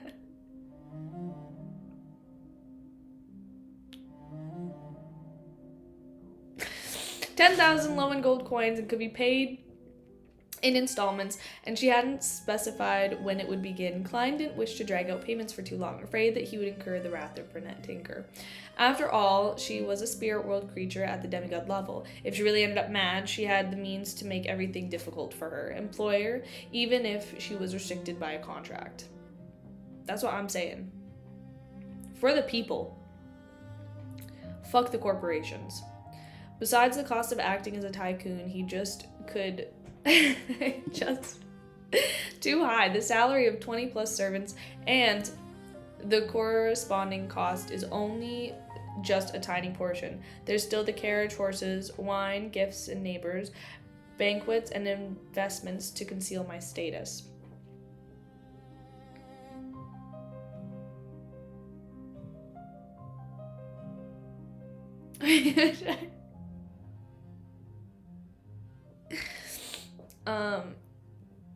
Where was I? If I don't save up enough cash, I'm afraid I'll go bankrupt and be unable to continue. £6,500 with the cash I already have should be able to last until I confirm my target rights. No, the experience from the past 2 days has proven to me that I should never use my own understanding of image as a tycoon life. I probably still need another £5,000 to £6,000 to barely maintain it. Klein was to raise his hands and rub his temple, but he ultimately held back. He soothed his mind and made the world look around again, before saying with a hoarse voice, "The second item is biological poison bottle." He used the relatively not succulent! Fuck, you're an idiot. Succinct description to describe the conjured brownish translucent bottle. He emphasized the few poisonous traits it had, how long it took, how to prevent the effects ahead of time, and any negative effects it gave while carrying it. Audrey felt a chill down her spine as she felt a little embarrassed. She felt that the former, because of the refining poison that made one rip off their skin and flesh, while the latter was a result of strange aphrodisiac effects it had on a wide area. This is truly a crazy mystical item.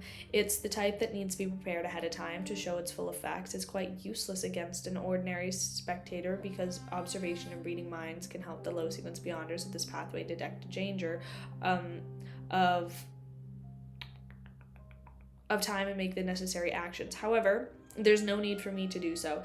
If I were to detect danger ahead of time, I can directly cry out for my guards. Besides, I don't like such effects. It will easily harm myself. Audrey, you're already a mature and rational beyonder. You can't buy everything you see. Audrey seriously considered it for a few seconds before giving up on asking the price. Seeing Miss Justice not ask the price, Klein couldn't help but let the world add £5,200. Audrey bit down on her upper lip as she politely shook her head. I wish to obtain a mystical item that's more offensive in nature. Spectator was a pathway that lacked any direct attacks.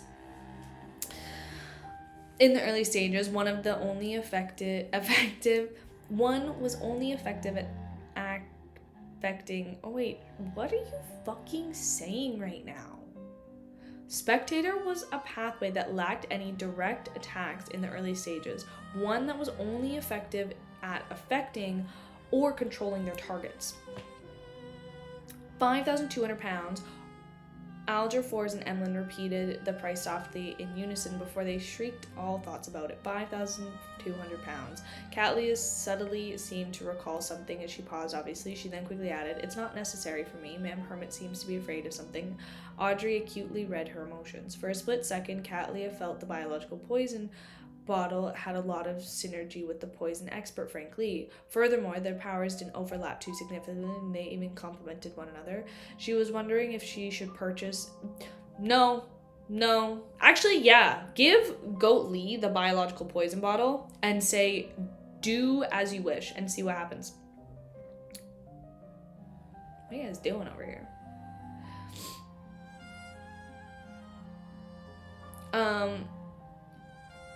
Didn't overlap too significantly, and they even complemented one another. Since he had saved up quite a bit of money, but considering how Frank Lee might come up with a terrifying experience after obtaining the biological poison bottle, she trembled and gave up on the idea. She didn't wish to see the deck of the future proceed procedure of the children of the crew and kind of mood. After the gathering is over, I'll write to Miss Sharon and tell her that Admiral Blood's necklace has been sold. All that's left is the biological poison bottle. Klein had his disappointment, and after some thought, made the world speak. I have a book of secrets. It's a book of mysticism left behind by the southern continent's shaman King Klarman. It's subtle for a mid-sequence beyonder who has a pretty good foundation. The price is £1,000. Knowledge is money. Having undergone the teaching of Mr. Fool, Mr. Hangman, and the other members of the psychological alchemist, Audrey was tempted. She now had the extreme solid foundation in mysticism, and she had the desire to improve further. The psychological alchemist will likely teach me some mysticism knowledge of a higher level in the future, but it will definitely not be all-encompassing and will be limited to the dominion of the maid. Mind. Audrey easily convinced herself and she nodded. This isn't exactly what I want. Forbes was equally interested, but the thought of how much money she had to make made her close her mouth. As for the other members, they didn't lack such knowledge. As expected of Miss Justice, she doesn't bargain at all. The bottom line was actually £800. No, I don't have one at all. It's not like knowledge can only be sold once. Klein happily made the world chuckle. Deal. However, I have to remind you not to pray to the primordial moon. It will make you become a lump of squirming flesh that only knows to wildly mate with different creatures to produce all kinds of children. Of course, you cannot pray to other secret existences. It will be equally dangerous. Audrey was terrified by what she heard, as she couldn't help but change her seating posture. She then calmed down, turning to look at the end of the long bronze table, and said firmly, I'll only pray to Mr. Fool when holding a secret ritual.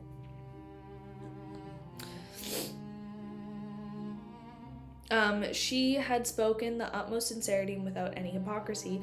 Miss Justice really worshipped and trusted the Fool. Klein felt touched and a little shamed. This was because the Sea God Scepter Dominion didn't overlap with the primordial moon. He was unable to provide the effective response in certain rituals. All he could do was attempt to use some of the powers of the mysterious space above the Great Fog as feedback. Following that, as the Fool, he expressed his attitude on the matter. Very good. Meanwhile, having achieved this goal, he made the world say, I have an interrogator beyond her characteristic here for just £1,200.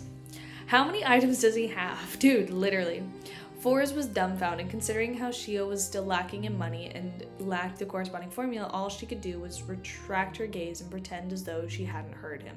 As for the interrogator beyond her characteristic, which was in the hands of Mr. Fool's subordinate, she didn't believe that he would keep it for that long for her.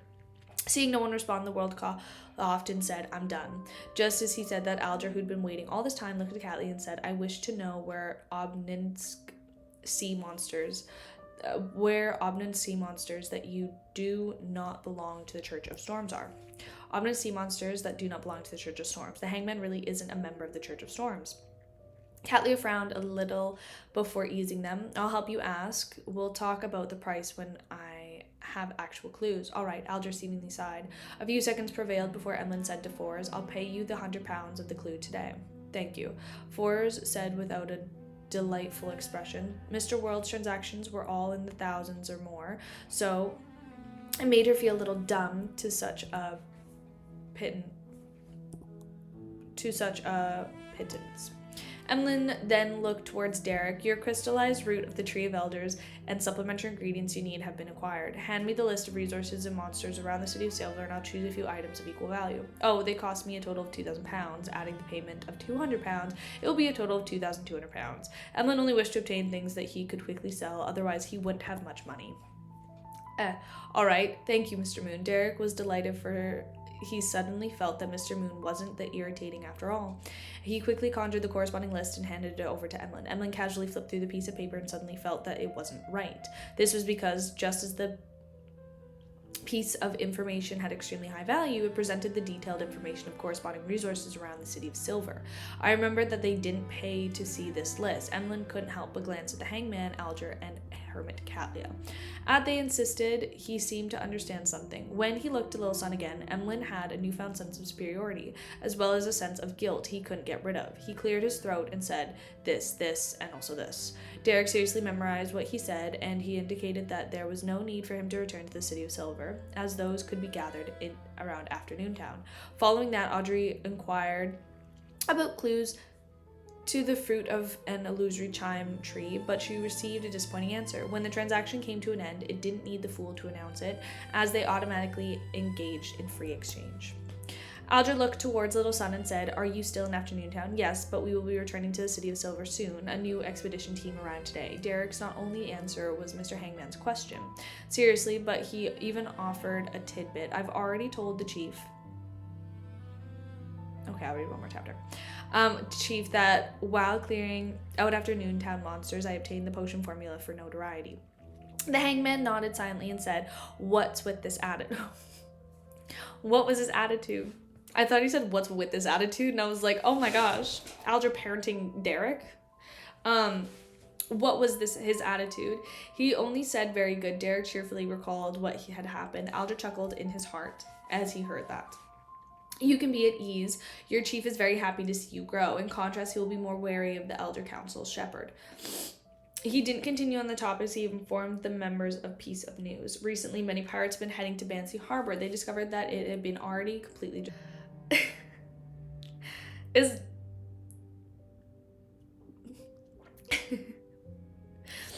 Is it back?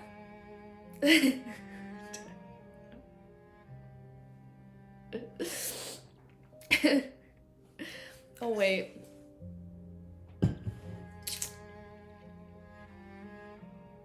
Are we back?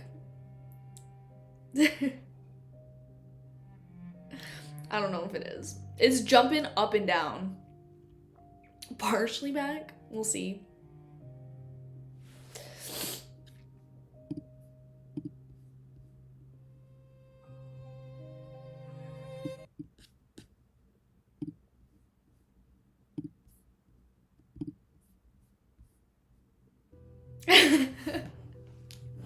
I can't win.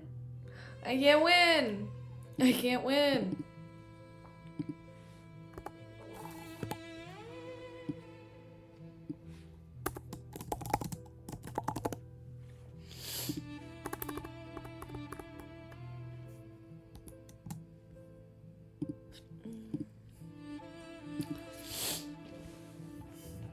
Let me know when you guys are good. Harsh, you're never fucking innocent. Every time this shit lags. No, because here's the thing. In Canada, you have like 2 internet providers and they're both terrible. They're both so bad.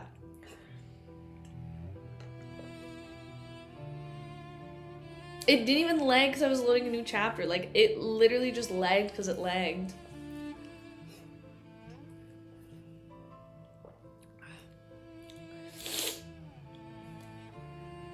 Where am I lit?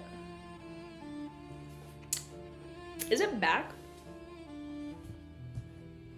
What if one of these days, it's gonna lag and then it's just gonna come back and I'm just dead.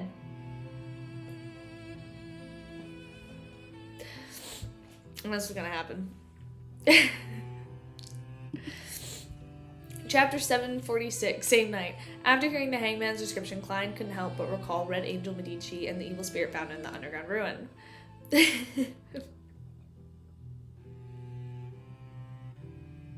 Damn.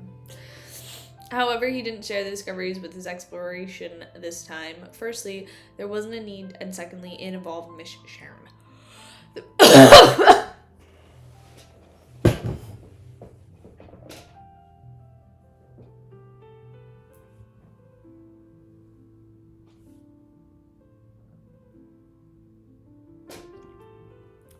I'm gonna As for the other members, they already leave to Banshee Harbor had been destroyed. And since the Hangman hadn't revealed any new information, there was no need for them to reply to the matter. Realizing that no one was saying anything, Alger glanced at the world before looking back. He said calmly, "That's all from me."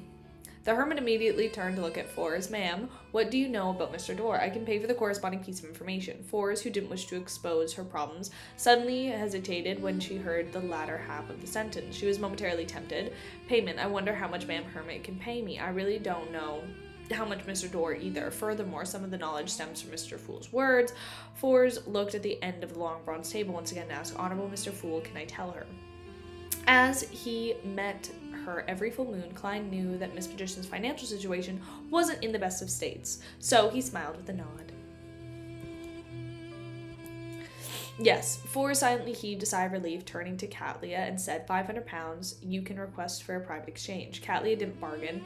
After some thought, she said, there's no need, just say it directly. She wished to see if the other members would be able to figure out more about Mr. Dorr from Miss Magician's description. Forrest nodded deliberately over her words.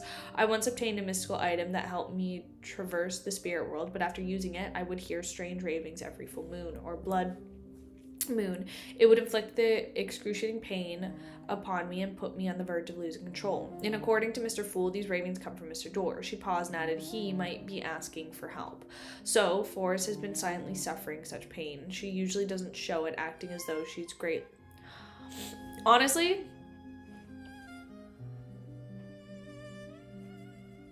I fuck with Forrest. As Audrey subconsciously pitted her friend, she began wondering how she discovered anything abnormal about Forrest and his spectator powers. Mystical items can be traversed in the spirit world, ravings during the full moon. Spectated to be asked the king for help. Catlia repeated Miss Magician's key points as she nodded with satisfaction. Thank you for your description. She then swept her gaze at the other members, regrettably realizing that no one else had any additional reactions. The free exchange continued and soon came to an end. Watching the other members leave and helped them complete the few transactions, Klein turned to the real world as he sat in a reclining chair, feeling relaxed as he rested for a while. Following that, he walked to the desk and he picked up a pen and paper to write Sharon. He told her that the scales of luck had been sold, leaving only the biological poison bottle for sale, as well as the lunatic beyond her characteristic. After folding the letter, he wrote information such as 126 Garday Street, Hillston, and Ma'am Merriam. Then he opened his iron cigar case and made Admiral Blood Sr. silently appear before him. The wraith acted like a valet as he humbly picked up the letter on a table before vanishing from the room. The few streets away, the letter appeared out of nowhere in a mailbox and fell inside. Eastchester Country, the Hall family manor. Audrey looked at the manor with an unfocused green eyes, and contents of the Book of Secrets filled her mind. The knowledge formed an illusory book that appeared upon being recalled. She could then flip it to the corresponding page simply by willing it. This was the result of Klein directly using a portion of the powers from the mysterious space above the great fog to create a product that was in fusion with the information bestowed and the seer's dreamscape ability to recall it. It could last a week or two, and this was sufficient for Audrey to finish reading the Book of Secrets. If she had anything she could recall in the future, she could always request for a bestowment. Mr. Fool's condition seemed to be improving. Audrey thought in delight as a twinkle gradually returned to her eyes. She stood up, walked to the door, and said to the bored golden retriever, who was sprawled out on the ground, Susie, you don't look ladylike. You don't look ladylike enough this way. Susie looked around wearily and twitched her nose before saying, this is the most standard action during hounding season. But you aren't a qualified hound. Audrey lampooned as she said with a smile, I thought you would reply, Audrey, I'm only a dog. Susie replied in a serious manner, an exclusive use of repeated words makes it easy for others to grasp your personal habits and mental gymnastics. Audrey, that's what that book on physiology wrote. Audrey was momentarily lost for words. At that moment, she saw her father, Earl Hall, with his valet and attendant walking up to the castle staircase. Even though it was a sunny old outside, this place remained dark and gloomy. There were even castle stands that had been lit and were embedded with the walls of a luminary and stars. This castle is just too old. I think it needs a major renovation. Earl Hall casually grumbled to his daughter. Audrey noticed the demure manner and said, yes, my dear Earl Hall. My dear Earl, this is precisely why I dislike this place. It makes me feel like I'm slowly rotting away. But I'm actually spending £13,000 a year to replace this place, Earl Hall said with a regretful chuckle. Audrey glanced at Susie and smiled to her father. Father, is there something for me? Earl Hall pointed to the papers in the attendant hands.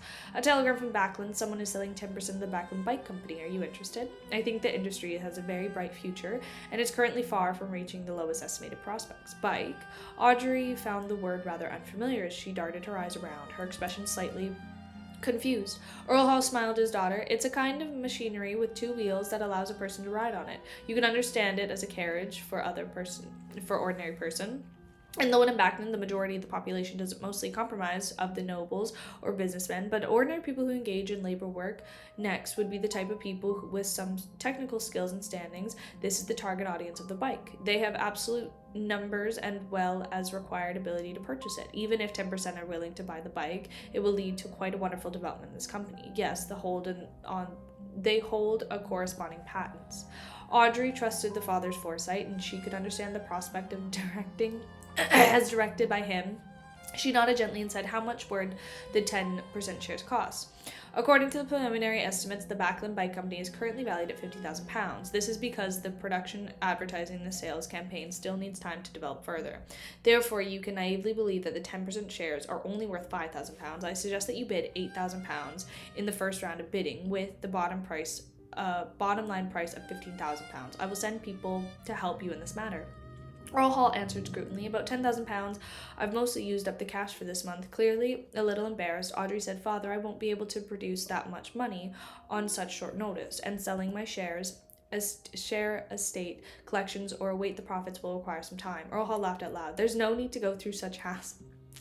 Bro, I fucking love this. So much hassle. You can mortgage your shares in the Backlund Munitions Corporation and Prince Commercial Marine Company to the bank for a short period of time to obtain the cash. Once the matter is complete, you can mortgage the shares to the Backlund Bike Company for a longer period of time using the mortgage loan to pay off the first loan.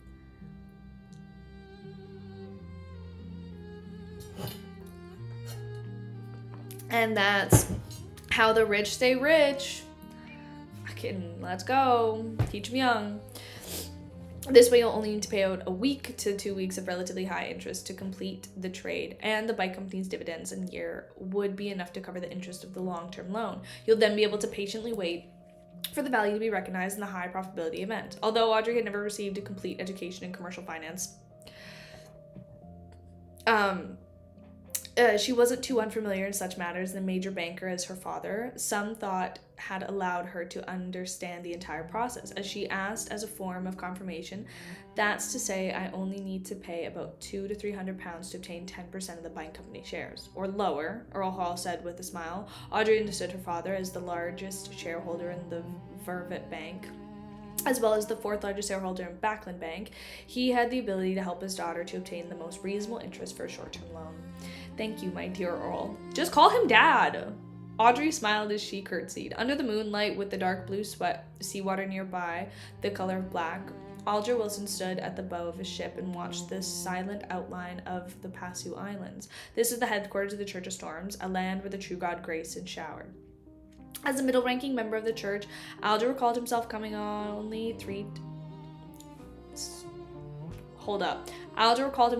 here only 3 times. The first was him finding the Blue Avenger, and after advancing to Seafarer, the second was his report last year, and this time and very long time as a mixed blood with dark blue hair, he had been selected to enter the headquarters as a member of the church's choir, but without any talent in singing, he was soon dismissed. He returned to the chapel on the island where he was born to be a servant. Oh my god, we're getting Alger lore! Okay. But without any talent in singing, he was soon dismissed. He returned to the chapel on the island where he was born to be a servant, and a priest there was an extremely violent superior to his subordinates. Every time he recalled the piece of history, his expression would turn extremely livid. Fortifying his thirst to become a high-ranking member of the church, amidst the wind, the Blue Avenger silently cruised forward into the harbor. No, dude, I was like, that's instantly where my mind went, and I was like, no, because you know the Church of Lord and Storms was probably not the greatest. They were probably the motherfuckers writing the post about how being with a woman is gay. So they were doing that shit.